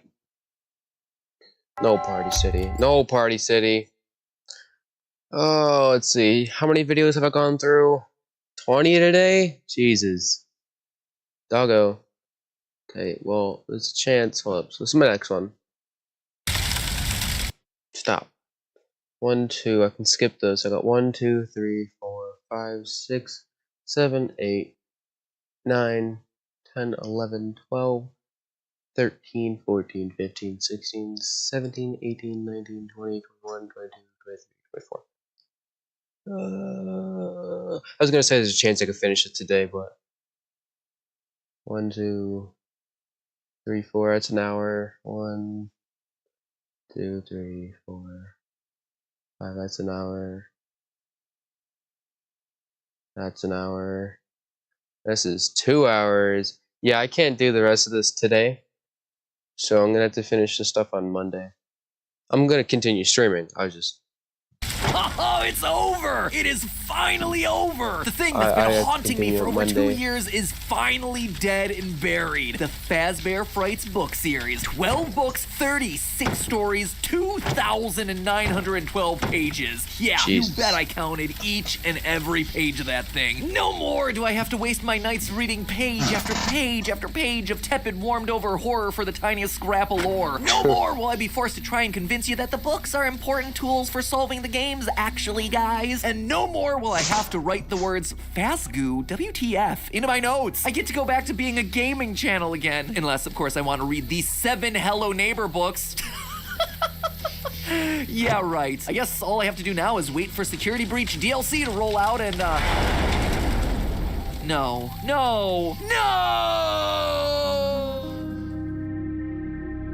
Hello, Internet. Welcome to Game Theory, the show that's basically book theory in disguise, because there's now another FNAF book series in existence. Oh, it physically hurts me to say that, but Tales from the Pizzaplex is a thing that apparently exists. The first book came out a month ago, and there are now 3 more due before the end of the year. How? How is it possible to write so many books? Scott, my dude, I appreciate the hustle, but maybe just spend a little less time on your literature empire and a little more time making a game with a cohesive narrative. Who am I kidding? He just used the time to release more Funko Pops. You know, all those essential characters to the franchise, like Radioactive Glow Foxy. I just can't. Regardless of my feelings about the books, one thing I will say is that they've led to some of our most important theories to date. So, despite my better judgment, I read the new one so you guys at home don't have to. And I gotta say, I was surprised. This thing is a roller coaster ride. In this singular book, you have one emotional gut punch of a story that's probably the best in the entire FNAF series, one incredibly gruesome story where people are physically being ripped apart by Glamrock Bonnie, and one where the entire world dies of cancer because a girl wanted to play FNAF AR. That last one, by the way, is barely an exaggeration of the actual story. A girl goes to the Pizzaplex and hops into an augmented reality machine which causes everyone else in the entire world to develop cancer and also give birth to translucent goo babies that eventually swallow the girl whole. This is a product that really exists in the FNAF canon. It's likely that what's really happening... That's canon? That's canon. Someone messed with an AR system, everyone got cancer, made a goo baby, and the goo baby ate it? What? This story is that she's trapped in the AR machine and all of this is happening inside the prison of her own mind. But let me just say that the story leaves it very vague. Anyway, I just saved you 80 pages of reading stories about kids dying of cancer. You're welcome. So in the aftermath of all of this, I've rummaged back through the old box of theories to come up with 3 mini theories for you to chew on. 2 that clarify major points from Security Breach, and 1 that gives us an idea of where the game's DLC is gonna take us next. To get there, we're gonna be covering lore. So much lore. Game lore, book lore, real lore, Ballora. More lore than your brain has room for. So get ready there, Laura Croft. Today, we've got ourselves 3 theories at Freddy's. Let's motivate this episode with a controlled shock. Theory number 1, Security Breach's animatronics aren't aren't possessed, except for Freddy. Maybe some people already thought of this, maybe have never really questioned it, but if I'm right, this would be a huge deal because it would be the first time in the series that the main animatronics don't have spirits inside of them. This was something that really stuck with me after our last episode on the Blob, and I figured we should probably discuss it here, so let me take you through my thinking. First, consider this. Who would be possessing these animatronics at this point in the series? Security breach takes place after the FNAF 6 fire, a fire that, as we spoke about last time, worked as Henry intended. As a quick reminder, Henry set the fire to purge all the remaining spirits out of Molten Freddy and Scrap Baby, and he was successful in his project. They're gone now. That's why the puppet mask inside the Blob has no more tears, and why Baby's eyes are all extinguished. What Henry didn't account for, though, was agony. The way I see it, the Blob is a collection of agony that lingers on inside the older models of suits and endoskeletons. The rage that remains even after the spirits pass on. So if I'm truly right about that, all those past victims have been laid to rest. They're gone. They're removed from the franchise, off the lore table. So if not them, then what spirits would be inside the rock stars? Well, the only other option are the 9 missing kids that we see in the newspaper article during the game's bad ending, and honestly, that's just too many. We only get 6 new animatronics in this game. Freddy, Monty, Chica, Roxy, daycare attendant, and Music Man!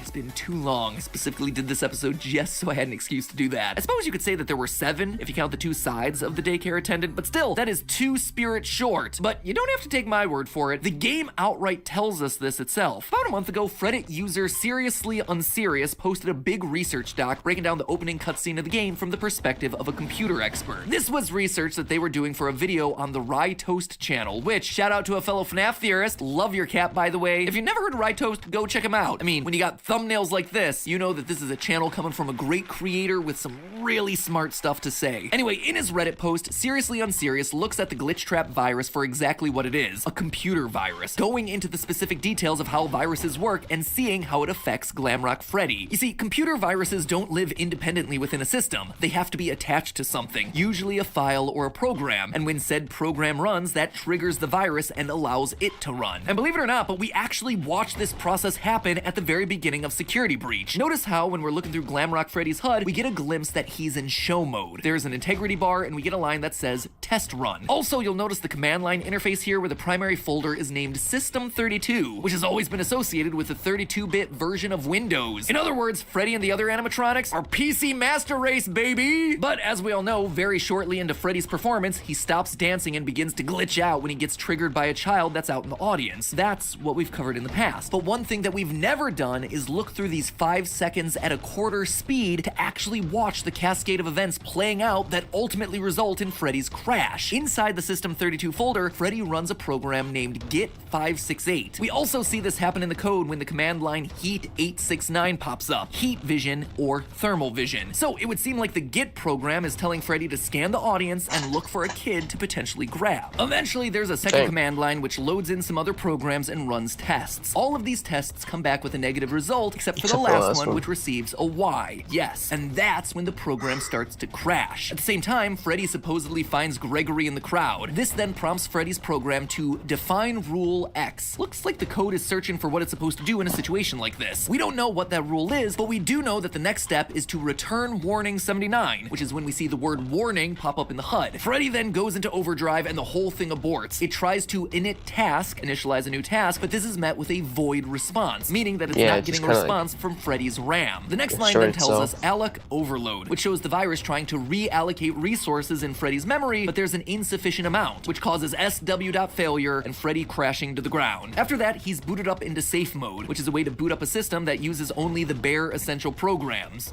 Get it? Bear? Because he's a bear. You'll notice that Glitch Trap isn't a problem for Freddy throughout the rest of the game, which tells us that the Glitch Trap virus is actually housed as a part of show mode. It's a non-essential program. This is why Freddy's in the clear for the remainder of the game, but the other animatronics are suddenly in Kill Gregory mode because once the show's done, Glitch Trap activates. It's funny, but in a poetic twist, the Glitch Trap virus caused Freddy to glitch, crashed him out of show mode, which in turn rendered Glitch Trap unable to corrupt his system. It's only after the corrupted parts of the other animatronics are added to Freddy that we finally see glitch trap able to get a stronger hold over his system. But let's go back to that allocation overload that prompted Freddy's crash in the first place. Normally, this is caused by a lack of CPU or RAM, but why would it crash inside of Freddy and not any of the other animatronics? What else could be taking up the valuable disk space inside of Freddy? Well, how about the soul of Michael Afton? Why else would Freddy suddenly not have enough resources when all the other animatronics work fine? It's because he has something inside of him that they don't. The spirit of someone else. A spirit that starts to show activity once he sees Gregory out in the audience. And while we're on the subject of dead kids, theory number 2, Gregory, everyone's favorite robot kid, was built using old parts of staff bots. I know the whole Gregory is a robot theory is already a bit controversial, but like it or not, robot kids have been an accepted thing inside this universe since Charlie had 4 versions of herself hidden behind closet doors in the initial novel trilogy. And where there's a robot kid, there also tends to be a box that they can pop out of. Again, case in point, Charlie. And wouldn't you know it, but the new Tales from the Pizzaplex book doubles down on both robot kids and boxes, with not just one story, but 2. In the second story, Lally's Game, Selena's about to marry the love of her life, Cade. They move into a new house, and while unpacking, Selena sees an old trunk that belongs to Cade, a box that Cade insists is full of memorabilia. Surprise, surprise, it's not memorabilia at all, but rather yet another robot kid, Lally. Yeah, Lally is the robot child that's on the cover of this book, but that visual is actually misleading. Lally does have the childish facial features and is around 3 to 4 feet tall, but he isn't purple. Rather, he's meant to be white with black joints. Anyway, once again, we find ourselves with a robot child that's locked away inside of a box, one that is specifically mentioned to be related to the Pizzaplex. But it's another story, Frailty, where things get real interesting. In this one, we're given yet another robot girl, Jessica. But Jessica's built a little bit differently. Around her neck, she wears a heart-shaped pendant that has healing properties. When she shaves off parts of that pendant, she's able to heal sick people around her. As the pendant gets smaller and smaller, rusty, oily metal junk begins to mysteriously appear around her until, once the pendant's gone, Jessica just becomes a pile of scrap. If that story sounds vaguely familiar to you, it should, because the exact same thing happened in the second ever Fazbear Fright story, To Be Beautiful. In that one, a girl named Sarah finds Eleanor, Fazbear Frights' version of Baby, in a junkyard. As thanks for rescuing her, Eleanor grants Sarah a wish. Sarah wishes, as the title of the story suggests, to be beautiful. Each morning, Sarah wakes up to have yet another part of her fixed. The only stipulation is that Sarah keep wearing a mysterious pendant. In the end, Sarah takes off the pendant and collapses into a pile of rusted old garbage. She had been rebuilt piece by Eleanor, looking and acting like a human, but held together by a pendant made of remnant. Until the pendant came off, the illusion was broken, and she turned back into trash. Jessica, in this new book, appears to be yet another victim of Baby's scheme. However, there's more to Frailty than just human-looking metal, because I don't think Jessica is just made out of any old junk. I think she's made out of very special junk. At the very start of the story, we get this line, quote, Jessica pushed the wet mop across the hospital floor, to and fro, to and fro. She remembered that saying from somewhere before, she just didn't remember from where, something from the past. Now alone, this wouldn't amount to all that much, but this forgotten memory of pushing a mop to and fro is repeated 3 other times throughout the story. It's one of those weird details that goes completely unexplained, has no actual bearing on the plot, but feels important because it's repeated so many times and is so oddly specific. We do eventually learn that Jessica's aware of her current state as a heap of junk held together by a magic pendant, and that it's all tied to a decision that she made sometime in her past when she was a normal kid with a normal life, but this specific memory about a mop? Nothing. She has memories of her past, sure, but the compulsion to mop? Yeah, she has no idea where it's coming from, which is why I suspect it's not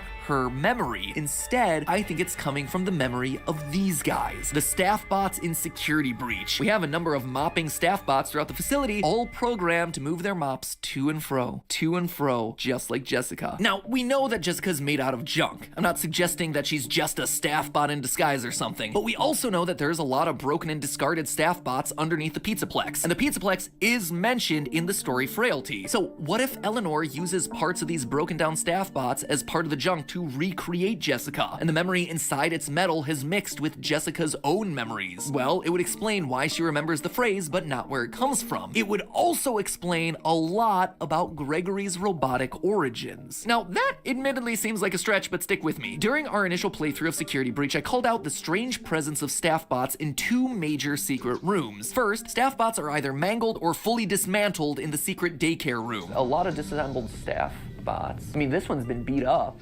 kind of like torn apart. This is a room that we theorized could probably be Gregory's hideout, considering that we see t-shirts hanging up alongside the walls, kind of like you would a closet, as well as the pictures that label a small child as me also posted on the walls. You know, looking back on this room almost a year later, there's another picture in here, my fun day, with a big old birthday cake and me labeled right next to it. Just saying, the connections between this kid and FNAF 4's failed birthday party keep stacking up. Anyway, lots of weird beat up staff bots exist in here in a way that they don't appear practically anywhere else in the game. The second place that we see beat up staff bots is in the most lore heavy room in the game, the post-it room down in the sewers. At the time, I was focused on the messages on the post-its, with the one binary one that translates to "Why is I?" This is what led me down the path of Gregory being a robot, and that the message was his first step into consciousness. But post-its aren't the only thing that are in that room. There are also hundreds of broken staff bot heads that are piled along the walls, not endoskeleton parts, specifically staff bots. At the time, I proposed that Gregory might have just been experimenting with the parts. It was just kind of a throwaway comment. But now, thanks to Jessica's connection to a mop bot, I feel like maybe the staff bots and Gregory might be more related than I initially thought. He's asking, "Why is I?" because his actual memories as the crying child are only just beginning to come back, clashing against the programming of the staff bot who was never truly alive in the first place. And it's why there are all these pieces of broken staff bots up in the daycare room. If he needs a repair, he can just use those parts because they're exactly what he's made from. Gregory has been pieced together with the parts of broken staff bots. All we need now to prove it is the heart-shaped pendant that lies underneath his striped shirt, which means it's time we talk about the other child we see in Security Breach. Theory number 3, the Security Breach DLC will be the official end of the Afton saga. I always come back. Nope, not this time, my friend. I feel real confident about this one. How do I know? Well, it all comes back to color. Color has always been hugely important to the franchise. Slightly confusing at times, but important nonetheless. So rather than looking at the poster for hidden eyes up in the corners or trying to figure out why Gregory might be on a computer monitor, I instead wanted to bring your attention to 2 specific color clues that have been given through this poster. First of all, the title. Take a look at that new logo we got. Security Breach Ruin. Security Breach, as you'd expect, is just the main game logo, but Ruin is purple. Well, this franchise is known for its use of bright colors, especially in the neon pizzaplex. Purple is always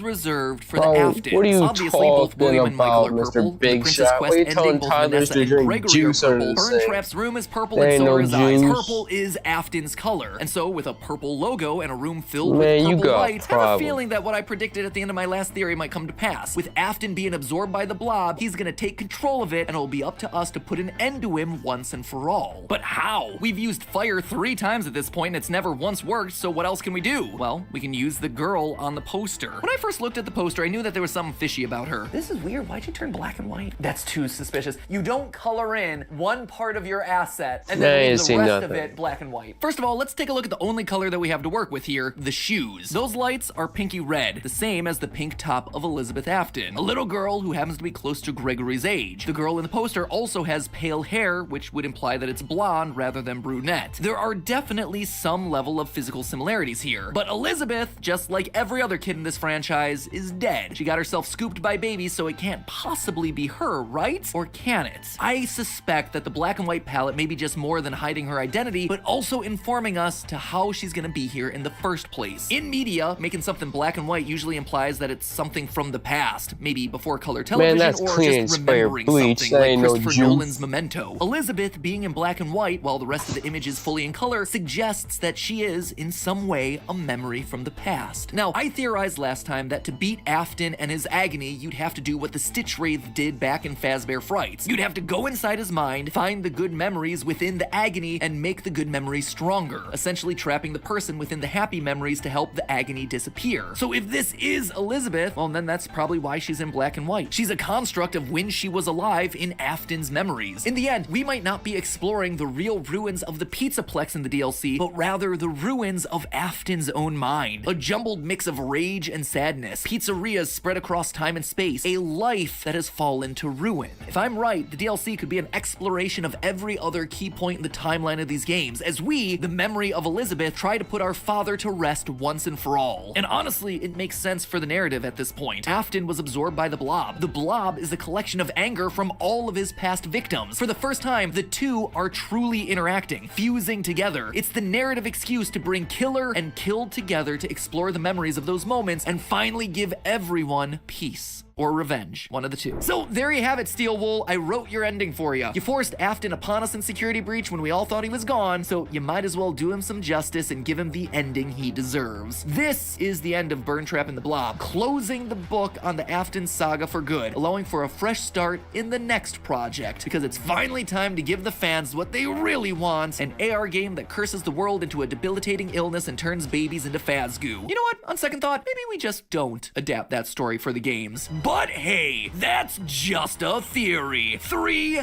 game theories. Thanks for watching. I don't know what I just clicked on. I'm gonna click on that. I wanted to pause it.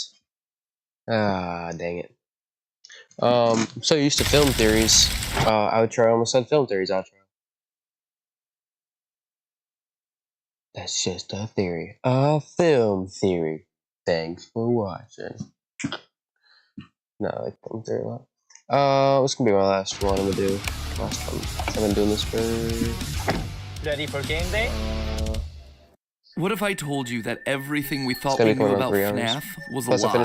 That Freddy, Bonnie, Chica, and Foxy were never possessed. That the bite of 87 never happened. Heck, that the bite of 83 never happened. What if I told you that William Afton didn't die because some spirits harassed him in a back room because he got careless and wet? What if I told you that Golden Freddy never existed? Golden Freddy's probably moldy. Crazy, right? That after oh my god, cross-eyed Matt. Never existed. You would all think that I was crazy. Look at that. Right? That after 60 episodes covering the series that I'd finally lost it, or gotten so desperate that I needed you to throw it all away and start again for content. But I assure you, I'm still here, totally sane, or I guess as sane as I've ever been, and totally suspecting that some, maybe even all of the statements that I just made are 100% true. So open your ears and listen to what I have to say, because once I'm done, none of us will look at this franchise the same way again. Hello, Internet! Welcome to Game Theory, where... Am I the only one that hears that weird humming sound? I think it's coming from the subscribe button. Can you help me smash it? Oh, thank goodness, that was driving me insane. Huh, what's this small disc that fell out? Yep, probably not important. Today is a big day as far as FNAF theory goes. Usually I'm here picking apart details from the newest book, or trying to solve one very specific part of the franchise's history, or reminding you that robot kids do in fact exist and Gregory is one of them. But this episode has a wider scope. It's bigger. It touches literally everything released in the franchise thus far. I don't know if I agree with today's theory or not. I don't even know if I like today's theory or not. Scratch that. I do know. Kinda hate it, and what it means for the franchise. But regardless of whether you agree or disagree, love it or hate it, I am asking you to keep an open mind about it, because this one feels important. And the implications of it, if true, would certainly result in the biggest shakeup for the series since the conclusion of FNAF 6. Today, I'm asking you to take everything that you thought you knew about FNAF 1, 2, 3, and 4. Possessed animatronics, the crying child, the missing children's incident, the entire existence of Golden Freddy. Take all of that and burn it to the ground. Maybe not burn it, we've seen that that tends not to work. Take it all and put it through a paper shredder or something, will ya? Because none of it matters. None of it. It's all wrong. Or maybe it isn't. But before I explain why, I have to tell you that brand new holiday theory wear is available right now. And while I might not be the hugest fan of the implications of today's theory, I am the hugest fan of the merch that we've got lined up for you. Starting off with the newest addition to my rainbow of jackets, turquoise. You guys know at this point that I love me some bright, colorful jackets, right? You may also know that a couple years ago I partnered with Creator Inc. to make my own ideal jacket. Vegan leather, zips on the pockets to keep them secure, a special interior pocket that's a little bit larger to fit a tablet or a Nintendo Switch, and overall a stylish, well-fitting, brightly colored jacket. And I gotta say, we hit it out of the park. It is indeed my favorite jacket. The only thing that I don't like about it is that it's only one color, and I want to be able to wear any color I want at any time I want. think that red color. So this time we remade the jacket in a... Oh, you know, it'd be crazy if he had like a red one, a green one, a blue one. Did he have any other theories? FNAF theory, fashion theory, game theory. And then there's GT Live, but that one doesn't really count. I don't know. Just a color for every theory, and whatever theory he wears that jacket. Vibrant turquoise. Theory, it's a color that I always wanted in jacket form, but could never find in a store. So you know what? We just went out and chose it ourselves. So add this one to your collection, my friends. Gotta catch 'em all. Map Pack color jackets. Yep, that didn't fit in the cadence at all. Or, you know, maybe you prefer your jackets with a bit more lore. Well, if you need a jacket that screams, I love puzzle solving, get ready. We've got the next installment of our puzzle jacket line as well. The Quest Jacket Volume 3. It's not just a jacket, it's an experience. Basically, this thing is an escape room that you can wear. Complete the puzzle that's built into the various parts of this jacket and you win yourself a special prize. The Quest Jacket is something that was created by us. We are the only people crazy enough to make a wearable item that is also a series of puzzles and lore. In fact, we reached out to a couple of factories and they outright told us, no, we will not make this jacket for you because we are asking them to print things in places where you don't normally print. It is just very complicated to make these jackets. There's a reason we're the only people to do them, and I think you're gonna have a blast with this one because there's even more challenging puzzles to solve and a much more fashionable design, making this one more wearable than Quest number 1. So, are you ready to uncover the mystery and save the galaxy? Good luck, Space Ace. Believe it or not though, we also have things that aren't jackets, like our 4-channel candle set. Ever wonder what the channels smell like? Probably haven't because, well, why would you? But dear viewer, smell-o-vision is finally a thing with these candles themed around each of our 4 channels. We've carefully constructed 4 signature scents that we think really help encapsulate each of the channels perfectly. Yeah, this gets weird. Green Fiend, which smells like red plum and cinnamon. Witty Banter with hints of jasmine and mint. Mid-episode Regret, very familiar with that one, but it smells of beautiful sandalwood, and my personal favorite, Fresh Lore, giving you that clean aroma of linen. These candles are made of soy, which means that they burn clean and they get out of my face, out Matt, of existence. with all that. Speaking of retconning, back in 2019, we got the release of Five Nights at Freddy's Help Wanted, otherwise known as FNAF VR, a game that, to this day, ranks as my 3rd favorite from the franchise. On one hand, it was looking forward to the next phase of the series by introducing a new villain, Glitch Trap, but it also had its feet firmly planted in the past, a culmination of everything that had come before in a very literal way, by collecting the first 3 games and turning them into VR experiences. It really felt like an inflection point for the series, a transition from the old story of a serial killer in a haunted pizzeria to the new stories it had yet to tell about the killer living on through technology. But buried in the game were some lines that made everyone stop and go, huh? Right at the top,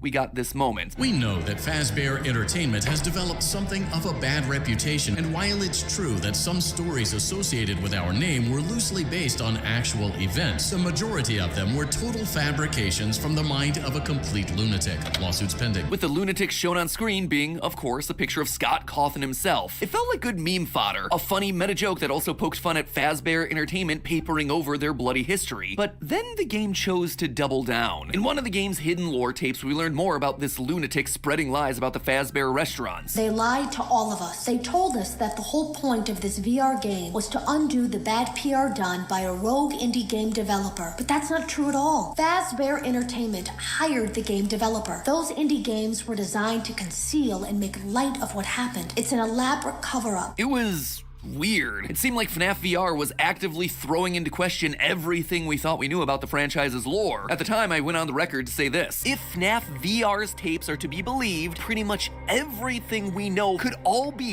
thrown out as complete fabrications. The long story short here is that FNAF VR, in making Scott part of the Fazbear cover-up, is the franchise's way of rebooting the story. It's explicitly telling us that everything we've known up to this point is wrong. It's a distraction. And that's largely where the community left it. It was a bit of a weird call for the series to disregard everything that had come before, but honestly, it would have been fine. Here's the old original story arc with the first 6 games, and here's the new one moving forward. 2 separate story arcs told within the same universe. Fine. Until Security Breach came out. Suddenly, Springtrap was a key player again, and we were exploring the burned remains of the FNAF 6 location. And the idea of the first 6 games being the crazed ramblings of a hired lunatic were largely forgotten as we were thrust yet again back into the story of the Aftons. Business as usual, only this time, there was music Music Man! So that was pretty much the status quo for the past year. But then, in late September, the unthinkable happened. We got another book. I know, I said the B word. I'm sorry, but stick with me, this one's different. You see, this one delivers on the hope that we've had for the books from the very beginning, that they would take small moments from the games and expand upon them to bring more clarity. When are we Guess gonna what see moment from the games they chose to expand upon? The story of a rogue indie developer hired by Fazbear Entertainment to create a series of games covering up the company's shady past. Okay, what I was going to talk about is when are they going to talk about Stanley? When Stanley? I don't like him. I just want to know when is Stanley coming to play. And if there was those are PS3 controllers, by the way. Any lingering doubt as to how this story fit into the games, the title was none other than Help Wanted. I'm about to summarize what exactly happens in the story, but the TLDR of it is exactly what we predicted back in 2019, that everything you thought you knew about the franchise is dead, just not exactly in the way that we thought, and it suddenly changes everything about how we should be approaching this franchise moving forward. In the story, we follow a character named Steve, an indie game developer stuck in a dead-end job while working on a, quote, fetch quest-based game featuring cartoony chipmunks. Now, what could that be a reference to, Scott? Just like we hear about in FNAF VR, Steve is contacted by Fazbear Entertainment to create a series of games in order to help rebrand the company. At first, he turns down the offer. Not the company to take no for an answer, Fazbear then sets up an elaborate plot where they catfish Steve into a date with the woman of his dreams. During the date, he passes out, only to wake up and find that suddenly he's married to the woman and suffering from severe memory loss. This happens a few more times, waking up to discover that he now has children, or that the house he lives in is being foreclosed. Suddenly, in desperate need of money, he contacts Fazbear Entertainment and starts making games for him. 4 games, to be specific. All the while, I mean, this dude lived like very few days of his life. He just woke up one day, he got a wife. Woke up the next day, he got children. Woke up the next day, he's selling the house. While a constant ringing is happening in his ears. Bit by bit, he becomes more sleep-deprived and paranoid, which then feeds into his games. At night, he's haunted by night terrors, horrific monsters that keep popping out of the walls, which only pushes him to work harder. And throughout it all, the ringing continues to build, rotting his brain. Eventually, Steve discovers what's going on. The high-pitched sound that he keeps hearing has been creating illusions used to gaslight him. His house, just a series of blank rooms. The night terrors, amusement park jump scares coming out of the walls. His beautiful family, robots with plastic faces and wheels. Their physical description actually sounds a lot like the staff bots. Steve is then given a it's because they're not real. Choice of going back to the miserable real world or returning to the happiness that he felt inside the illusion. He chooses the illusion, giving his robot wife a hug, who then stabs him to death. Oh, also there's a DJ on the radio called DJ Dan, the Music Man. It's not important to the lore, it's just for the memes. It is a super she done killed him. Sad story. It's also in no way a tale from the Pizzaplex, considering the place isn't mentioned once. But more than anything else, it's a story that confirms some of our greatest fears about the franchise. First and foremost, illusion discs are now officially a thing in the games. If you don't know what illusion discs are, then good for you. You clearly avoided reading the novels. I, however, not so lucky. Basically, these things use high-pitched noises to trick the human mind into creating intensely real illusions of things that aren't really there. A robot appears exactly like a human. A pizzeria is more decorated than it actually is. Characters turn practically invisible on camera. These are all ways that they've been used in the books, but up until this point, we've never had a reason to believe that they were in the game universe. The only time that I've suspected that they might be a thing in the games is this scene from Sister Location, when we remove a random flashing disc from Funtime Freddy's chest. It was just speculation at the time, but now, going back, listen to that scene. The chest cavity should now be open. Remove the power module from the chest cavity. Great work. You hear it? The buzzing? That humming is only present in scenes where we're directly interacting with an animatronic in close proximity. Just saying, there might have been more evidence to suggest that these things were actually in the games earlier than we thought, but hindsight's 2020. With this new story, we know it's valid technology, and that has huge implications for things that we see throughout Security Breach, like when we hear high-pitched ringing and have distorted vision anytime Vanny runs past us. Why Glamrock Freddy apparently can't see Vanny until he gets Roxy's eyes. It's all much more likely now because she's using illusion discs. It may also play into the mystery of who Patient 46 is. In Retro CD number 15, we hear this clip. I have this still shot the text pulled from the security footage that recorded you in the Pizzaplex. That's you, isn't it? I know this image is distorted, but I think it looks like you. You're talking to someone.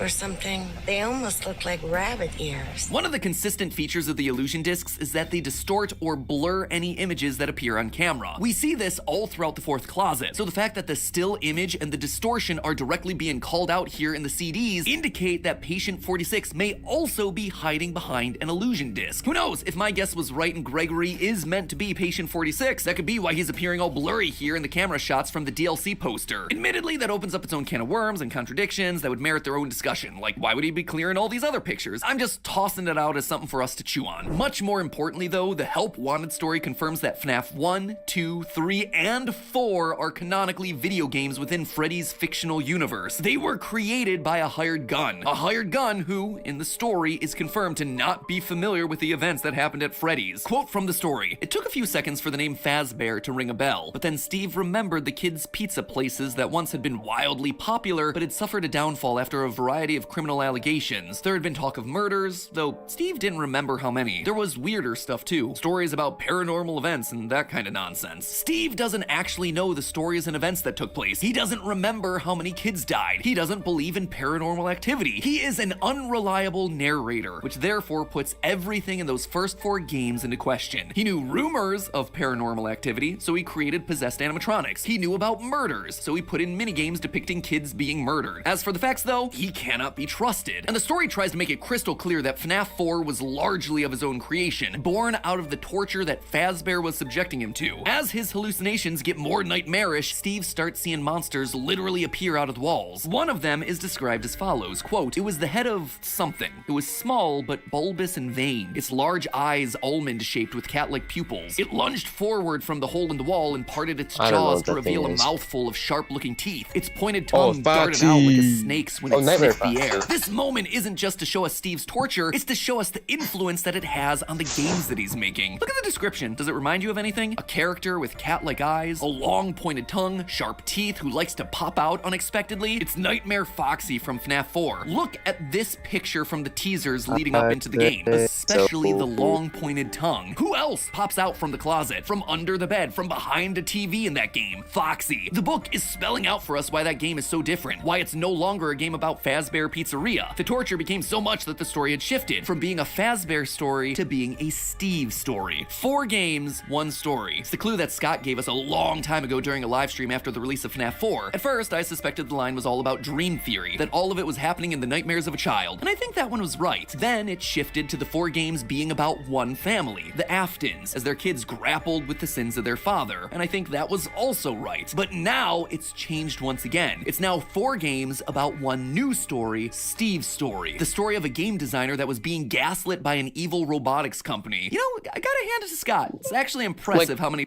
So 4 games, 1 story. This guy has said this multiple times throughout the series, and every time he said it, it just changes. 4 stories, or 4 games, 1 story. Dream theory. 4 stories, 1, or 4 games, 1 story. Some other stuff, but like, this guy just like keeps like going on with the same 4 stories, 1 game and changing the whole like theory. And come on, dude, we are 79 episodes through, and you're still changing the theory to something else from the beginning. Times he's been able to make that single phrase describe the same set of 4 games. It also means that Scott gets to have his cake and eat it too. He gets to make those first 4 games the equivalent of dream theory without it actually being a dream. Oh, was the puppet referred to as a he in FNAF 2?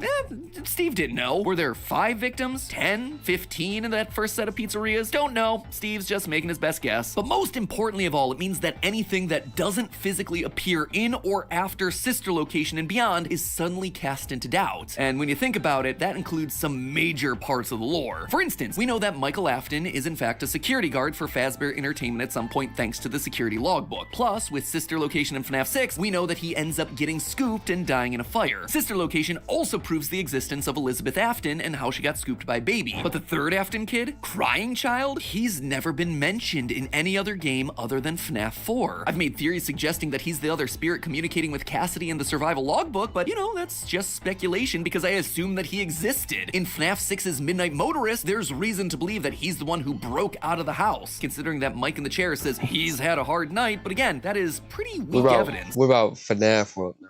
But like, Crying Child has It has to be. Oh my god, my cord is so tangled up. I didn't realize.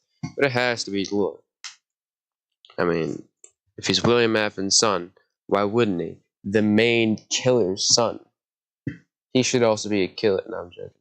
Honestly, the closest we get to having physical evidence of his existence is in Security Breach's post-it room, where there's a dinner scene made up of 5 staff bots that appear to be simulating the Afton family, and one of those 5 is missing its head, which we've assumed represents the crying child getting chomped. But all of that evidence only stands because the crying child was thought to exist thanks to the first 4 games. Maybe that's why we've never actually gotten a name for him, because he was never meant to exist in the first place, and so Scott purposefully hid the name in order to allow the 5th Afton child's identity to remain anonymous, ready for a big plot twist when it turns out that he has another child, maybe a daughter, maybe called Vanessa. It's speculative as all heck, I'm just throwing it out there as a consideration. Henry and Charlie are definitely in this universe. We see Charlie's death and possession of the puppet thanks to the minigames in FNAF 6, so that's all confirmed. But the missing children's incident where 5 kids were murdered at the FNAF 1 location? Unclear. It's likely that it happened, considering that in FNAF 6's Lorekeeper ending, we see 5 gravestones with one on a hill, the 5 missing children's incident victims plus Charlie, the 6 victims of William Afton. It's the same thing with Princess Quest. To move forward in the Princess Quest minigame, you have to light 6 gravestones. So it seems like those 5 murders happened, but then what about the extra 5 dead bodies that we see appearing throughout the FNAF 2 pizzeria? What about hearing that the pizzeria is getting closed down in the tapes? Even less clear. FNAF VR's main ending proves that William Afton is still the main killer in this universe, and that he definitely stuffed kids into the animatronics. The reason I keep seeing this is because I actually keep clicking on whether those files. kids go on to possess the animatronics is up for debate. Without the first 4 games being officially canon, we don't really have any evidence for their possession. But perhaps the biggest ripple effect of them all, this new... How can those 4 not be canon?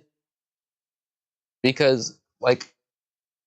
So you're telling me Pizza Sim, all UNC, Security Breach, and Sister Location, those are canon, but why wouldn't the first 4 games be canon when they're showing, like, how... Not how it started, but it's kind of showing how it started, and the characters before, and you know what I'm talking about. Understanding of the canonicity heavily suggests that Golden Freddy may never have existed. That's right, my favorite clickbait yellow boy may not actually be a thing in this franchise at all. Consider this. I wasn't paying attention then, I guess.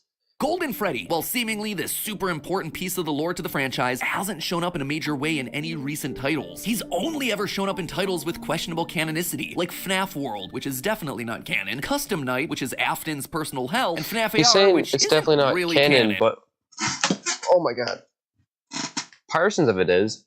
That's how you figure out some parts of the game, is because parts of FNAF World's canon. The whole game's not canon, but like small bits of it is. And if you think it is, then both Shamrock Freddy and Chocolate Bonnie are canon, and those things are not canon.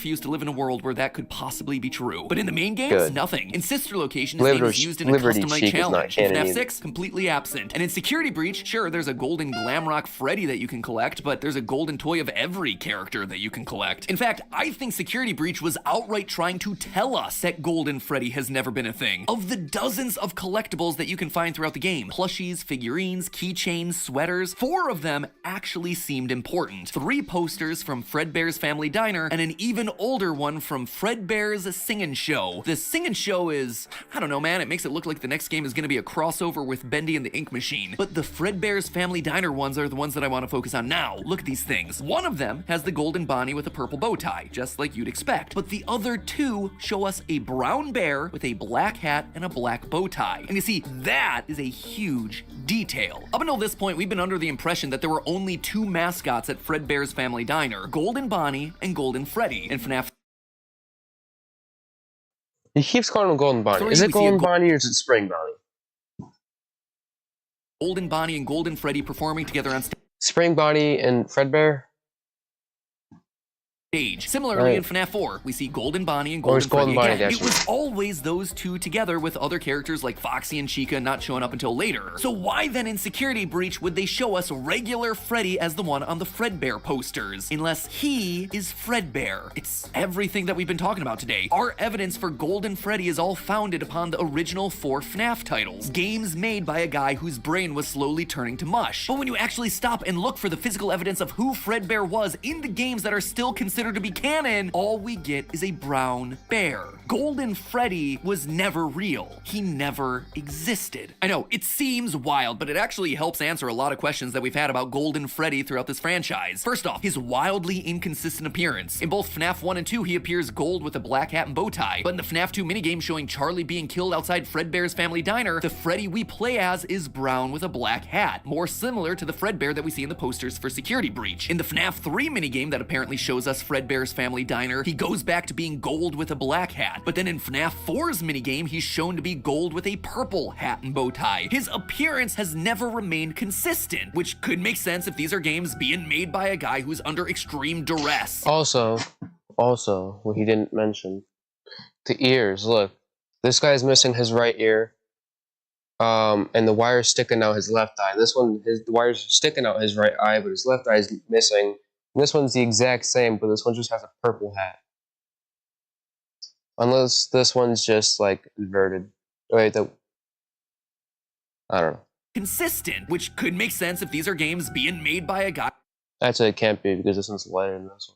Who's under extreme duress. If Golden Freddy isn't around, then who could have done the bite of 83? Well, it could be that that never happened. We've never seen a gravestone for Crying Child after all. If Golden Freddy doesn't exist, then where does Cassidy's soul reside? Well, again, we still don't have any proof that the original missing children actually possessed any animatronics. All their souls may have just moved on or been immediately converted into remnants. Cassidy only really appears in Ultimate Custom Night, so either their spirit is attached to Afton's like Andrew's is in the Fazbear Fright series, or it's just William torturing himself over the memory of this one child that he murdered in cold blood. Long story short, I still haven't fully worked out the ramifications of all this, and I'd love your help working through it because this revelation about the first 4 games being games demands a whole new way of looking at the series. The ripple effects of this revelation are huge, and casts even more doubt into stuff that we thought that we knew about the games. I mean, with all the new books and games and revelations that we've had since the release of Security Breach, I've been meaning to do a state of the lore video for a while, just to make sure that we're all operating on the same page of what is true and what isn't true. Because at this point, it's hard for even me to keep track of what we've proved, what's only speculation, all of that. And after episodes like today, that sort of video feels more important than ever. So keep an eye out for that one in the next couple of weeks, which means that I'm back to researching FNAF from square one. And I thought we were done with the scary season. But hey, at least while I'm pulling my hair out, I can look good doing it thanks to my new Game Theory merch, which just as one final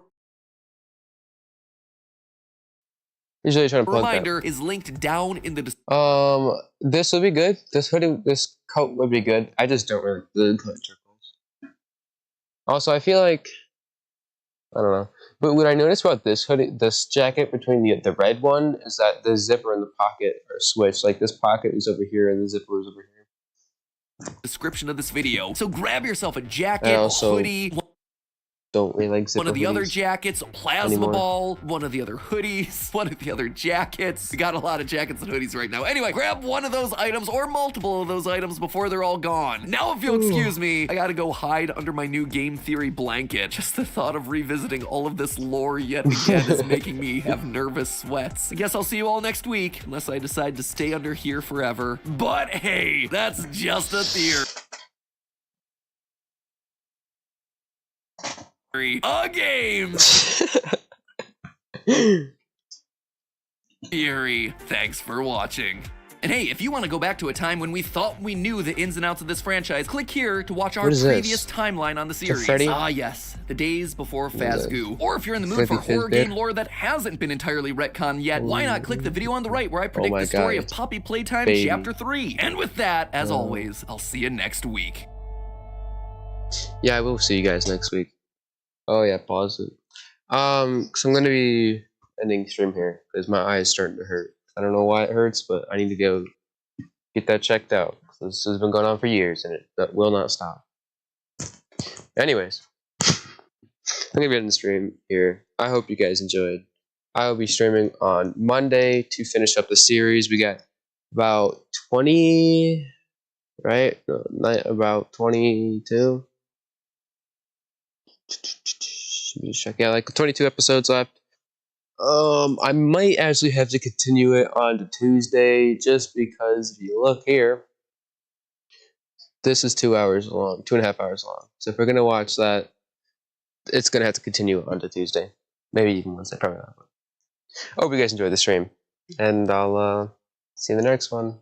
Bye.